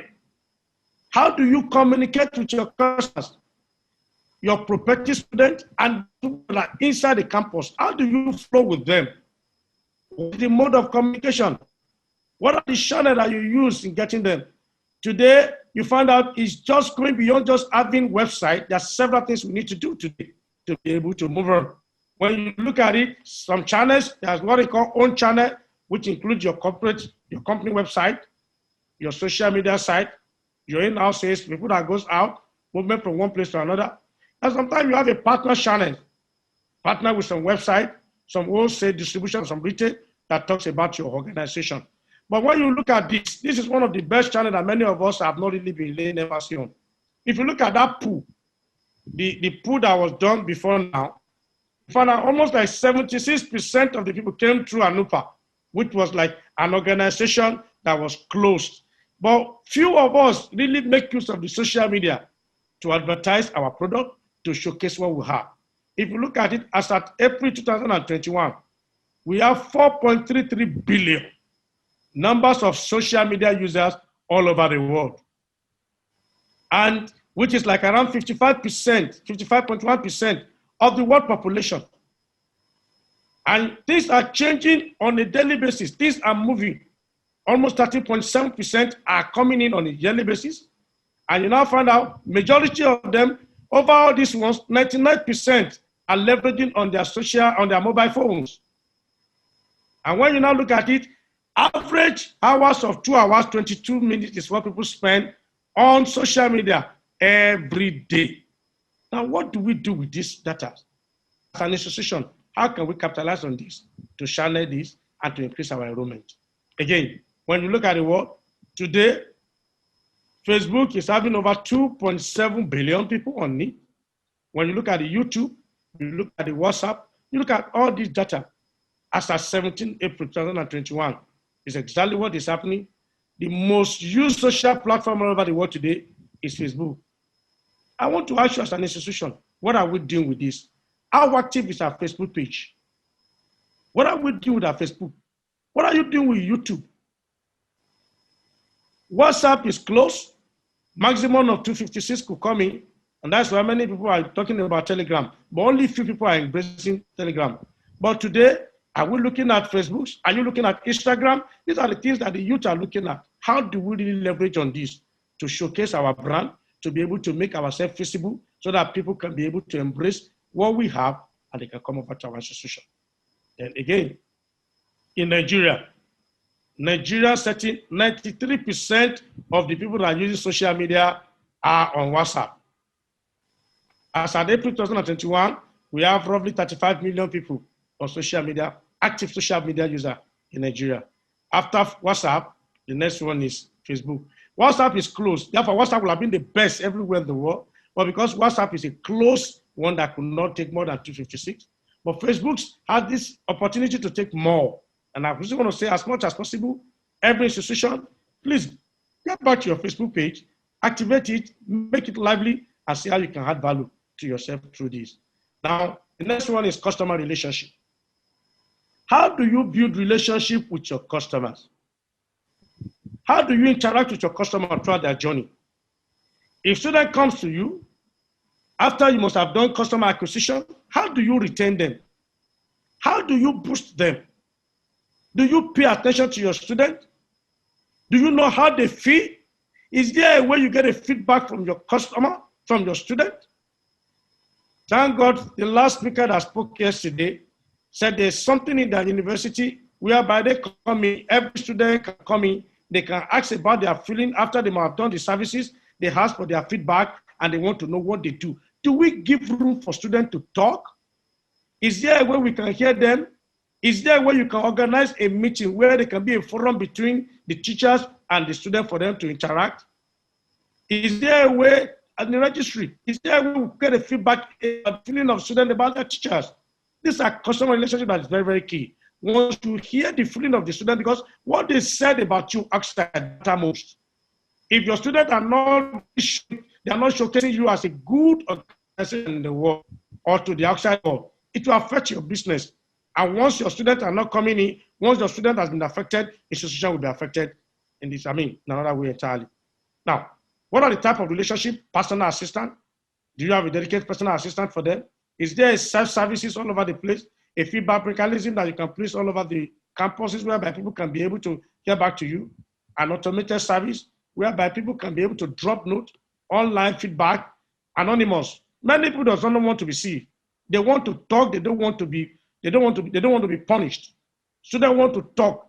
Do you give them room for them to talk without being notified? Do you want them to talk without anybody picking them up? Because nobody wants to be punished. They want to give suggestion, but they don't want to be, they don't want to be seen. Is there a room for that? Is there online communities where the students and the teachers, the management can, a forum where they can flow together? And again, after that, we need to look at this next page, your revenue stream. As an institution, how do you make money? Many of us will depend solely on school fees. They say customer is the heart of the business. Revenue is the artery. Without revenue, the school may not be able to stand forward. There are some institutions today now that they are putting up their institution for sale. Why? Because there's no revenue. How do you make money? Your revenue stream must come from your value proposition that you have really successfully offered to your students, your customers. There should be so many areas whereby institutions should be able to generate revenue. Thank God, yesterday, Dr. Washington was talking about internet generated revenue. How do institutions generate revenue? What research methodology are you putting in place to generate revenue? What could we do to bring in money apart from school fees? Is there a way university can interact with the business world where they exchange relationship, exchange information, and from that information, they can be able to make money? Is there a way they can do what will I call private-public partnership, institutional partnership with the business world where they can be able to generate some information together and make money? There are so many projects today that several universities have done. They are just lying down on the shelf, doing nothing, not attracting money. Several ideas are just buried on the shelf with nobody making things out of it. Is there a way institution can convert most of all these projects, these student projects, into reality where they can make money from? These are key. Every institution must identify their revenue stream. These are key one. Without revenue, there is no institution. Again, what are we looking at? What value our customer really willing to pay for? What are they currently paying? How do they prefer to pay? How much does each revenue contribute to overall revenue of the institution? You need to look at it. Your research, what are you making from it? School fees, what are you making from it? Grant, what are you making from it? Research and technology, what are you making from it? Everybody needs to sit down and look at how we can make money and look at how the contribution of each of these revenue streams contribute to the overall revenue of the institution. A revenue stream can belong to one of the following revenue models. You know, we have what they call transaction-based revenue, which means from customers who make one-time payment, one-time school fees. That is transactional-based. There's another one, recurring revenue, ongoing payment for a continuous service. Is there a thing we can do that can generate recurring revenue for the university? Is there a way we can have an asset say, usage say, subscription fee? Is there a way we can do lending and leasing? Is there a way we can do licensing? Is there a brokerage fee? These are where we can generate revenue as an institution. It's very, very key that we need to look at it. Then again, when you look at all these blocks, the next block we are going to look at is, what are your key activities? What are the things that you need to do? What are the tasks you need to complete to be able to fulfill your mission and your vision so that you'll be able to deliver your proposition and value to your students? And the most important activities a company must do to operate successfully. You need to itemize what are your activities. What do you need to do? What are the things that you are doing? What do you need to improve on? What other things do you need to add to what you are doing as an institution to be able to operate successfully so that you can be able to attract more people to enroll in your institution? This one come under the key activities. Now we have categories of key activities include the production, which what you do, what problem are you solving, what platform, what network are you creating? These are key that you need to look at. And the next one, what are the key resources? The key resources are the assets required to make the business model work. What are the main input that you need to carry out your key activities so that you can be able to create this your value proposition for your customer? What do you need to do? What are the assets that you require for you to look at this? Now, what unique strategy things does the business need to deliver its proposition? What are your key resources to include the physical resources, your human resources, intellectuals, and your financial resources? We need to itemize all this on the platform. Now, these are key resources that we look at, include your employee. Who are the people that, many universities today have several staff that are redundant. So many people today employ several workers because of sentiment. Do you need to carry big load that you don't need? Some, because politically, thank God for the last speaker talks about politics, well, it's key. But in this level, must you employ people that you don't need? If you run university as a business, and you see it as a business that's supposed to generate profit, there are some people that you don't need in the system. You look at it, key resources, financial resources, what are the cash, what are the line of credit you look, intellectual resources, what are the physical resources that you need to be able to deliver your value to your customers? It's like then, the next one is the key partner. The external companies, the suppliers that we help you to carry out your key activities. On this page, or this is a block that will itemize all these that you need in your system. Because of time, I want to move faster. Who are the key partners? What are the key suppliers? Which resources do you need to acquire from your partners? What do you need to do to be able to deliver value to your customers? What do you need to do that will be able to make people to come to you? These key partners, we itemize that area on the BMC. Now, partnership will come, strategic alliances, which include partnership between non-competitors. Then there are also strategic partnership between partners, which means competitive. We call them co-petition. And sometimes you may need to collaborate with people that are competing with you for you to be able to get to where you are going. Do you look at joint ventures? Is there a buyer-supplier relationship? How do you ensure reliable supplies of what you do as an institution? If there is no light, there is no way you can enjoy, that your customer can enjoy your services. Now, how do you have relationship? How do you partner with power holding company to flow? Because if you're going to be spending much money on diesel and you are getting just little revenue, how do you manage all this together? This comes in under the partnership that we are talking about. Then the next one is the cost structure. When you have talked about the customers, we talked about the value proposition, we talked about the channel, we talked about customer relationship, we talked about key activities, we talked about the key partners, we talked about revenue, then we're talking about your costs. Every institution needs to itemize your cost. Thank God for budgeting. You need to itemize your cost. What are you spending? What are the business major cost driver? How are they linked to revenue? Which one is the fixed cost? Which one is variable cost? Which one are you going to look at, apply the economics of scale and scope into? All this need to be itemized on this page. By the time you do all this, you have one page, as I've said. Now, why do I now need this PMC? Somebody may ask, this man that you have been talking since morning, what is the meaning? Why do I need business model canvas? I said, number one, it will help you in strategic planning and development as an institution. Number two, it's a dashboard. Once you take a look at it, you can know your stand. You know where you are and you know where you are. Number three, BMC will help you to understand your competition, competitors, and also look at what the competition is doing in the world. Then it will help you to do the portfolio of your business model, having a view of what you have and what you intend to do. Your BMC will help you to design. It will help you to test. It will help you to build new growth engines. Where do you want to go as an institution in the next 10 years? Many of us never knew that we're going to be in this place today. Nobody ever knew we can be having this kind of seminar online without seeing one another. But look at what happened. COVID brought us to this level. Now, in the next 5 years, what do you think will happen? What do we need to do? We need to now be thinking about how we are going to be having a virtual school. Every institution now should be thinking about virtual school. If you are thinking that everybody will now come back to the campus and that's the only way to make money, it's high time we need to look at how do we make money virtually without people coming to school. How do you render your service virtually? Are we together?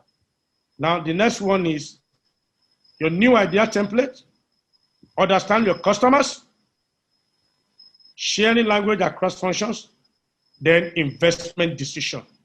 This is the purpose of BMC. These are the reasons why you need to have this BMC. It will help you to look at it. Now, at the end of the day, when you now follow all those things that I called the blocks, you now come up with this one page.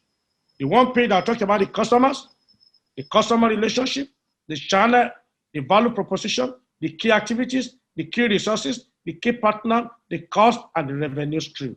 Just one page. With this one page, when you work on this one page, you can see how you intend to be, what you intend to be. You'll be able to know where you are lacking and what you need to do to increase enrollment among the schools. Here is one I want to show us. Harvard University came up with their own BMC. I had the privilege of picking this when I was in Stafford University. Now, Harvard University said, what's their customer segment?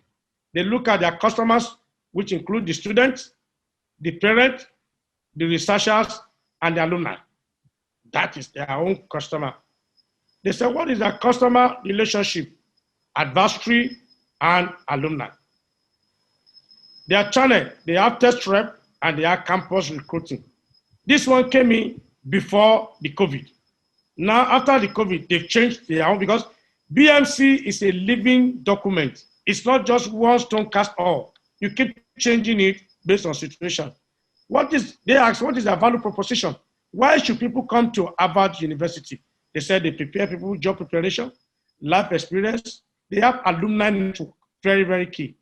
The access to the expert.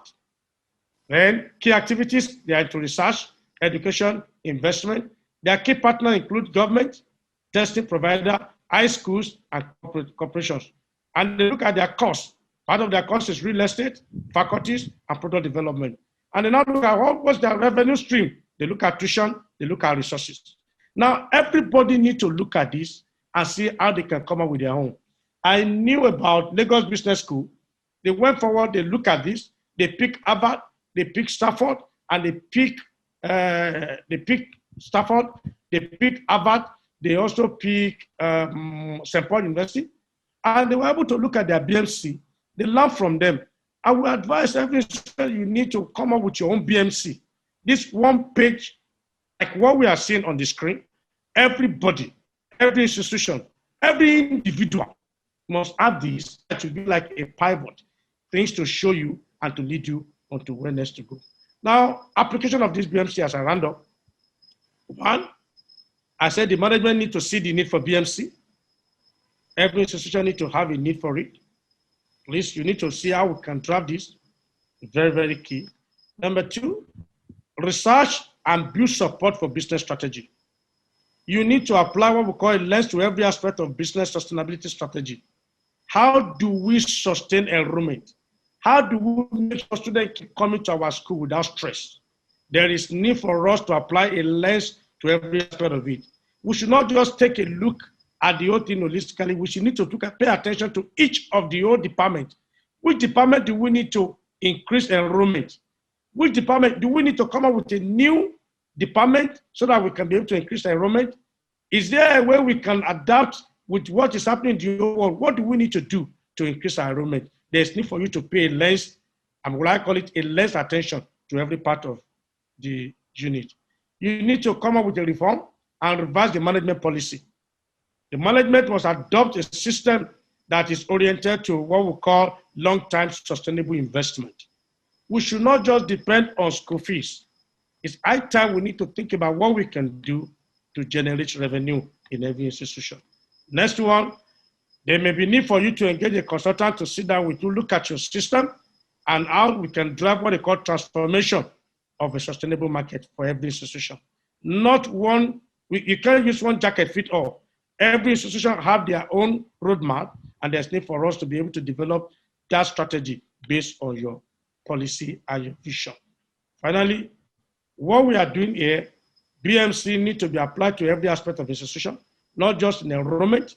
We look at it, we're going to apply it to the school brand, apply it to the school management, apply it to every aspect of the institution, so that at the end of the whole day, you can be able to achieve the purpose and the vision of the institution.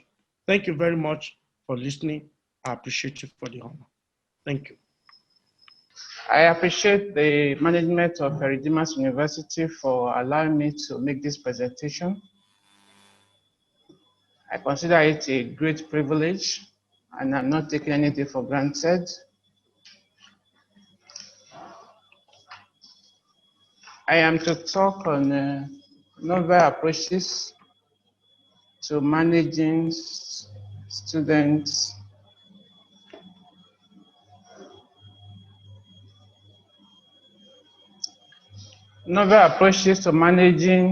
emerging students' grievances, behavior, and disciplinary matters.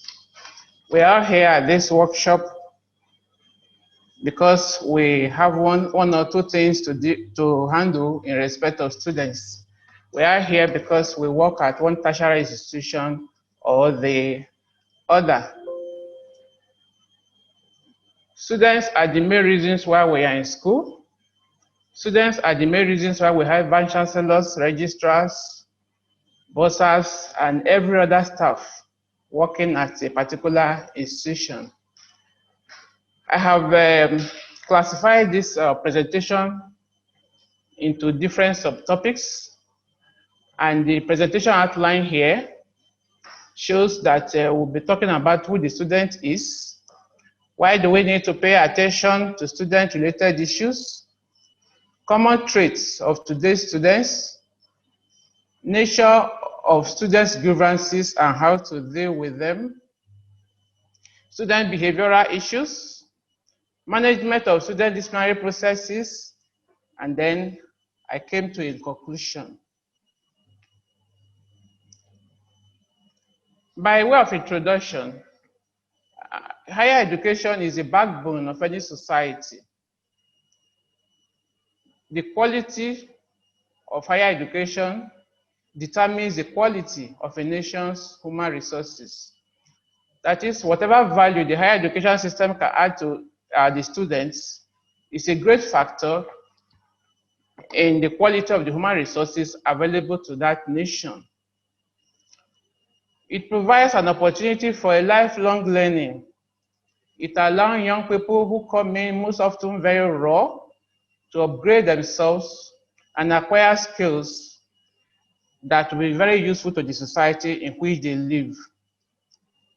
Higher educational institutions are established to transmit knowledge, the pursuit of truth, and the development of students. So students are the main reason why institutions are established, for us to be able to turn them into something wonderful for the society in which they find themselves. Students are members of the academic community. They are entitled to all the privileges that are therein by virtue of that membership. In as much as they are entitled to a lot of privileges, they are also expected to subject themselves to the rules and regulations of the community in which they have found themselves. And those of us who work in these institutions have the responsibility of ensuring that these are enforced. Higher educational institutions must therefore commit themselves to ensuring that the services they provide to students are up to date and up to standards. You have to provide an environment where students are allowed to air their grievances and with the assurance that this will be attended to promptly, fairly, and sensitively too. Who is a student? Well, students, we have given various definitions here. A student is a person who is in school and engaged in one form of learning or the other. Students can be children, teenagers, or adults who are going to school.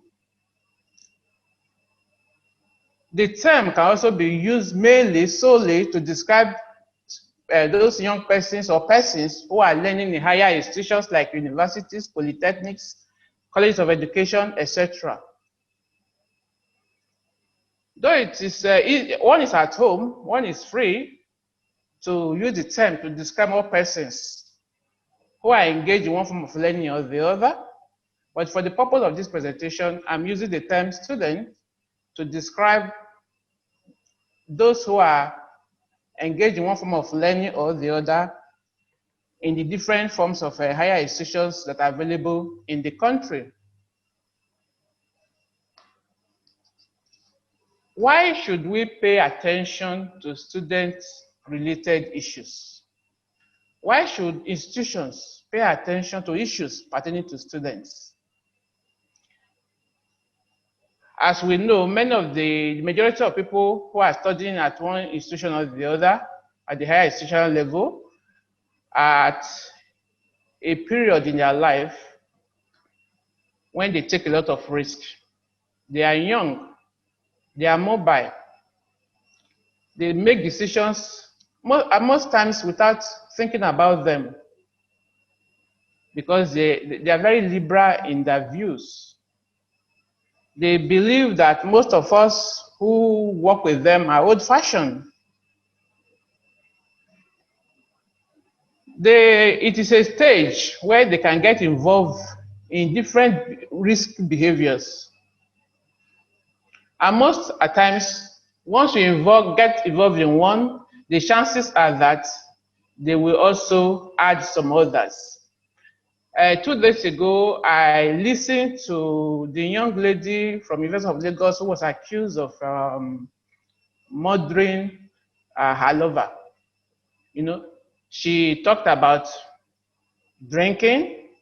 They were involved in drinking. They were involved in drug use, and then into some other risky behaviors.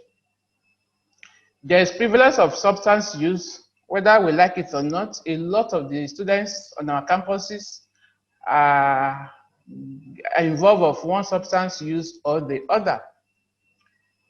There's also prevalence of mental health issues and financial problems. We hear of students of higher institutions either attempting suicide or actually committed suicide. The papers in the country and even worldwide are awash with such information. And because of the nature of higher institutions, you have a convergence of students from different homes. They have come with different behaviors. So students in higher institutions can be influenced by others to go into antisocial behavior, because there are a lot of antisocial behaviors in our higher educational institutions. Like I said earlier, they are the developmental level where the authorities challenge. They believe that most people who are in control of affairs are old-fashioned, and they believe they should be free to ask questions and to air their views on issues. They are conscious of themselves and want to be in position to attract attention. They want to get people to notice them. That is the developmental level at which most of them are. They like good things. When they see good things on others, they want to have them. And they can go to any length to acquire those things. That is why we see young ladies going into prostitution in order to acquire material things. You have some of the male ones also going into a form of male prostitution too, or stealing, or yahoo, because they want to have what their parents cannot afford to give to them at that particular level. Some of these things they need, it's not as if they are actually necessary. They are not needs, but they are wants. They like to be with the opposite sex and feel it is time to enter into serious relationships. But many of them do this without knowing exactly how this should be handled. They don't know what you should do when you decide to go into such a relationship. For most students in Nigeria, going into higher institution was the first time they would leave their parents to be on their own. Unlike in those good old days when there were so many boarding schools, students left home at the age of 10, 11, 12. But for many of our students today, they are leaving home for the first time as students of higher institutions. What are the common traits with these young persons? They are global citizenship. They know everything going on around them all over the world. They think creatively and outside the box. They demonstrate independence. They can comprehend and evaluate complex tests. They can argue. They can think even before you speak. And they most often, they want to get clarifications on issues. They value evidence. They don't just believe what you say. They want something to support what you are saying. So they want evidence, not just passive information. They don't receive information passively. They use technology and digital media capably and strategically. So they're able to navigate the internet. They know everything happening all over the world, even before they are reported in print. So what are student grievances and how do we deal with them? The Oxford Dictionary defined a grievance as a real or imagined cause for complaint, especially unfair treatment. An official statement of a complaint over something believed to be wrong or fair. A feeling of resentment over something believed to be wrong or unfair. From the three definitions given here today, we can infer that a student grievance is a condition that a student believes to be unfair, inequitable, discriminatory, or a hindrance to his or her well-being within the institution.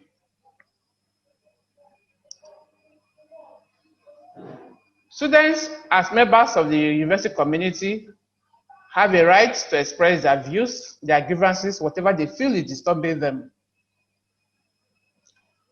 The universities and other institutions are expected to create an environment where students can lodge their grievances without any fear or favor.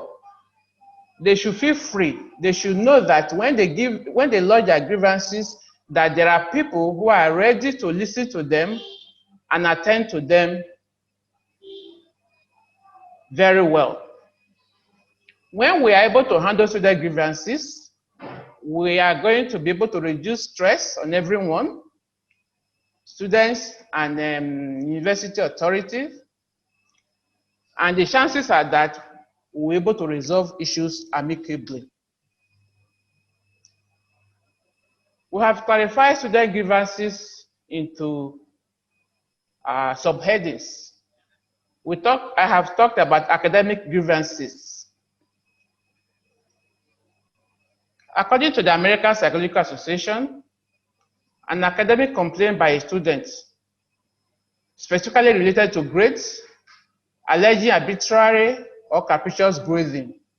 This could be by assignment of a course grade to a student who does not reflect the true performance in the course, or by resorting to unreasonable standards different from those which were applied by the same instructor to other students in that course. In the course of working at my university here, we have received different grievances from students. They have alleged that, oh, the grade that was given is not a reflection of what I think I should have. They have also been complaining of special treatment of certain category of students. And usually when such things happen, efforts must be made to ensure that these are resolved as much as possible. For example, I know that, like we have here, I'm sure every other institution has it too, that a student who is not satisfied with the grade he or she has been given has a means of lodging that complaint, and it will be looked into. There will be a remarking, and the result will be pronounced. In cases where students allege favoritism, or some persons have been specially treated, every effort should also be made to ensure that the bottom of the matter is reached, because that is the only way we can protect the academic integrity of the results we give to our students. The grievance can be in form of administrative decisions, services, or facilities offered by the institutions. In institutions where they have hostels, of course, there will be complaints about different things about the hostels, whether they are not well kept, or whether the place is crowded, or whether some things are not in good conditions. It can also be related to quality of food in places where food are served to the students, or even in canteens where they have to go and buy food. It can be related to facilities like water, lecture halls, etc., and issues pertaining to transport facilities or violation of university policy, procedures, regulations, or requirements. You know, at times, a lot of us work at our respective institutions without even knowing how to handle certain issues, even when students fall foul of the regulations. What are the procedures we should follow? You've heard of lecturers getting somebody involved in examination malpractice, and the next is to tear the student's paper. That is contrary. We must understand all our regulations on how to handle every behavior of a student. It could be unfair treatment. A student goes to an office and somebody shouts on him or her. A student needs an information, you don't make it available. It could also be an unfair treatment from a fellow student, apart from staff, lecturers, non-teaching staff. It could even be in form of sexual harassment and discriminatory practices.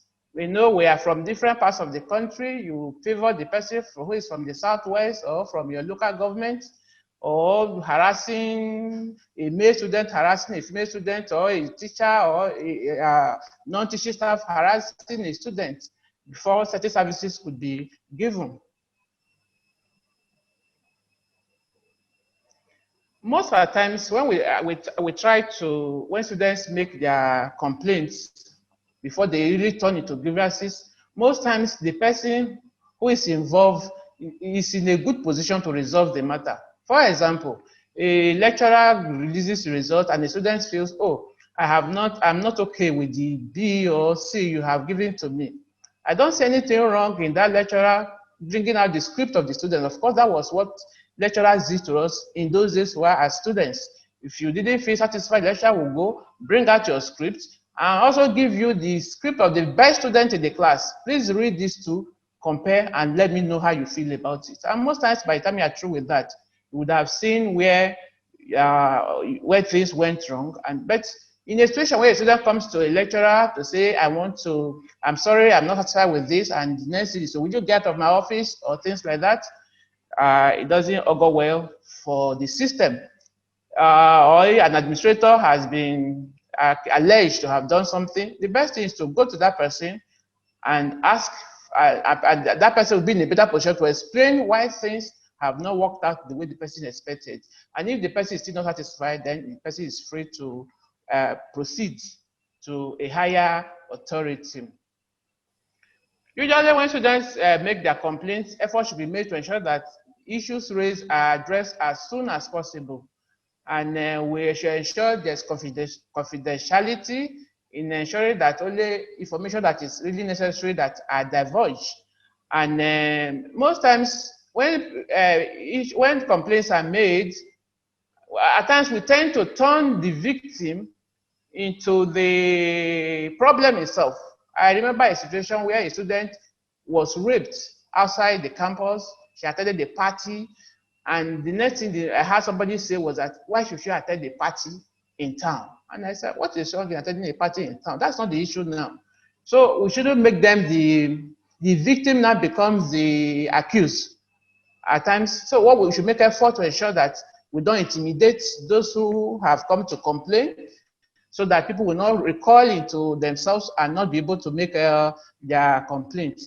And whatever decisions taken should be communicated to the people involved as soon as possible. Somehow, while efforts are made to address issues, we should ensure that we can prevent grievances in a number of ways.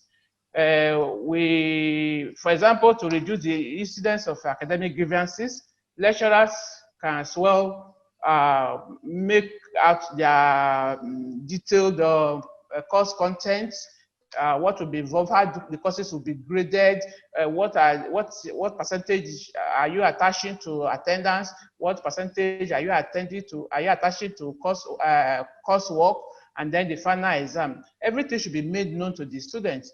That way, where a student misses it, he or she would know. Grievances should be managed in accordance with procedural fairness principle. That is, everybody is treated fairly and there is no undue advantage to anybody. We don't handle student grievances using I know you, you know me. And most times, if the person accused is close to you, the tendency is people will want to try to cover up. That should not be done. So here to this slide talks about some of the behavioral issues that students may have.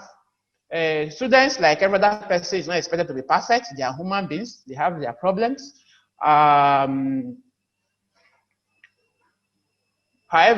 we cannot allow things to get out of hands. Our main reason of being in at the very institution is to ensure that every student who comes in graduates successfully, and we're expected to nurture them, mentor them. But as that may be, if a student, however, goes out of hand, we need to look at them properly. We need to understand that many times when students misbehave, it is not because they want to misbehave, it is because there are so many other issues that they are coping with, which they have not been able to manage properly. We need to know that it could be academic problem, it could be family problem, it could be a problem they have been coping with, try to cope with even as children, and or they are unable to actually cope with the problems of settling into the institution. If we're able to therefore pay attention to them, we're able to counsel them, we're able to give them adequate attention, it will be better for them, and the institution will also be able to benefit from their presence. We also have other problems that students deal with. They invade other people's personal privacies. They don't understand that people need their own quiet time. People not want to be exposed to a number of things. They can be making calls in the class. They can be talking on social media while lectures are going on. They can ask irrelevant questions just for them to be noticed. They can be eating and cataloged a number of behavioral problems that students have.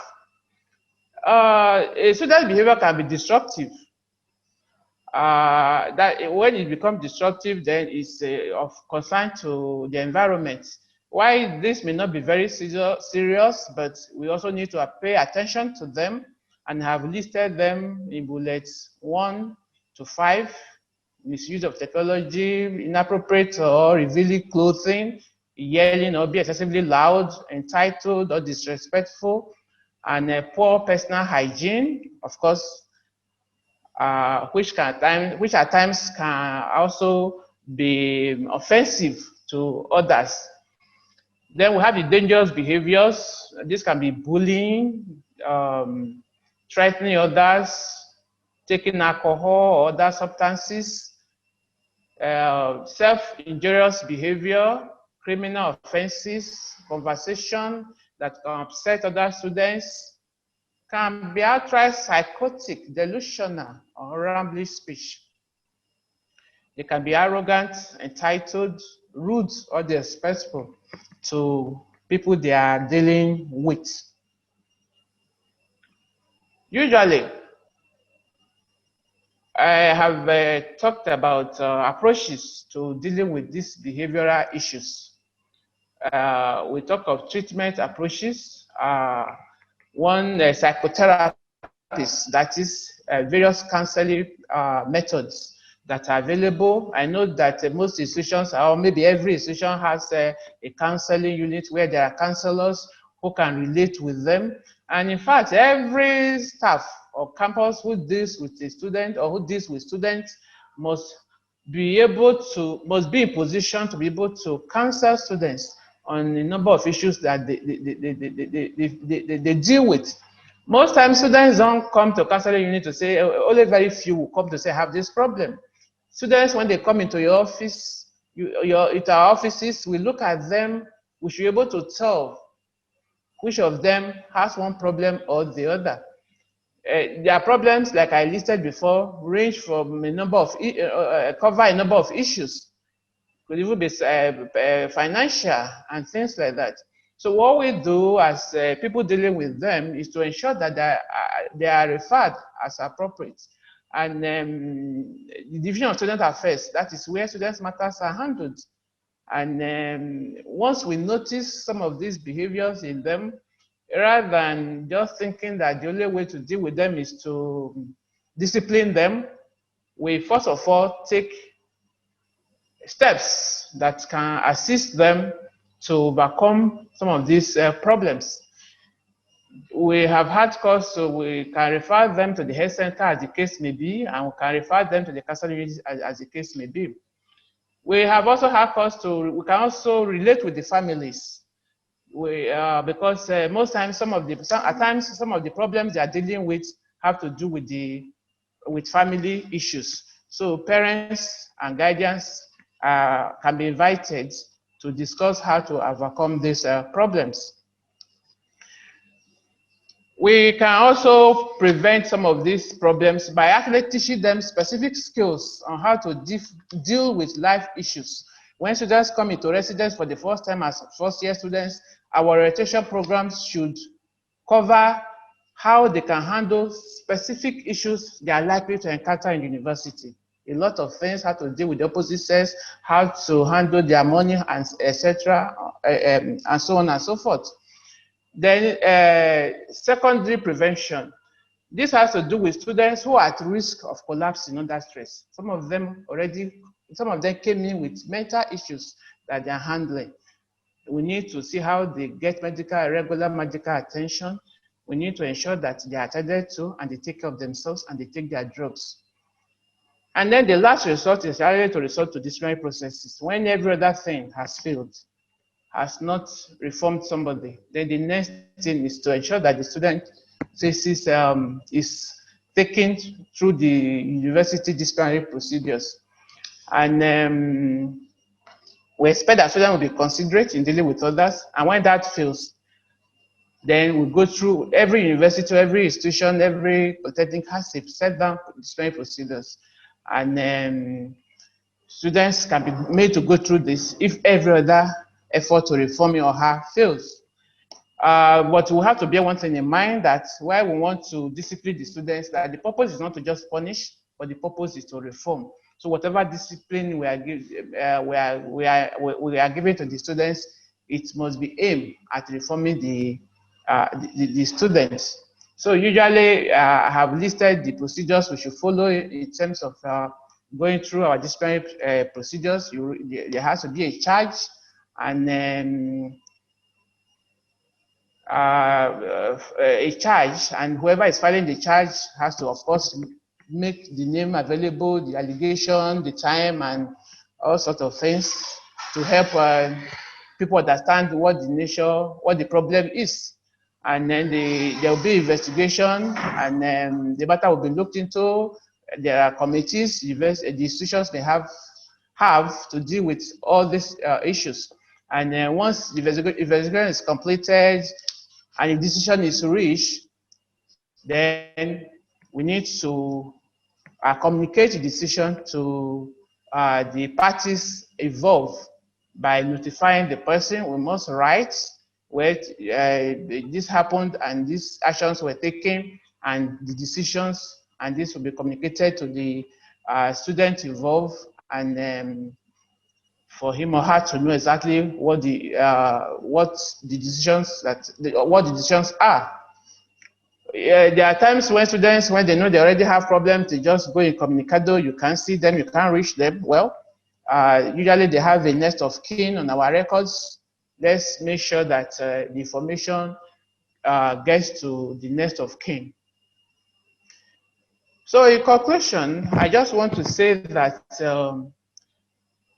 students are very important to institutions. Like one of the speakers, or one or two of the previous speakers had said, students are the reasons why we are at our various desks, whether as lecturers, whether as student, as registrar, bursar, VC, or any other person for that matter. And every effort must be put into ensuring that their stay at our institutions are memorable. Apart from the fact that we want to make sure that they graduate, we should also know that the students, they become the alumni of our institution tomorrow. And we know that the future of any university, every university for that matter, depends on the goodwill of the alumni. When you talk of Harvard today, how much they have in alumni donations, they don't even need a kobo from the government for that institution to run. So the way we treat our students when they are in school, if we're able to mold them into good men and women, and they're able to hold their heads wherever they go to after leaving school, certainly it will rub on the institution. I have had, because I learned this very early on the job as an AO1, that we must treat our students very well, and that by so doing, the future of the university or that institution is guaranteed. So they are the main reasons for the existence of higher education institution. We must pay attention to every issue that affects them in the course of their stay within the institution. By the nature of the environment in which they find themselves, they are exposed to a variety of negative influences from which they need some forms of immunity. And it is our responsibility to immune them from these negative influences. There are bound to be conflict in any environment where people of diverse interests converge. Grievances and problematic behavior of different nature are common occurrences in our institutions. So effort must be made to ensure that we attend to them. When grievances are submitted, students expect that the wrong done to them will be properly addressed by the institution fairly and equitably. So we must not fail them in this regard. Every effort must be made to ensure that their grievances, their problems are looked into as fairly as possible. All efforts must be geared towards effective management of student-related issues that may arise in the course of their respective stay at our institution. I want to thank you for listening. God bless.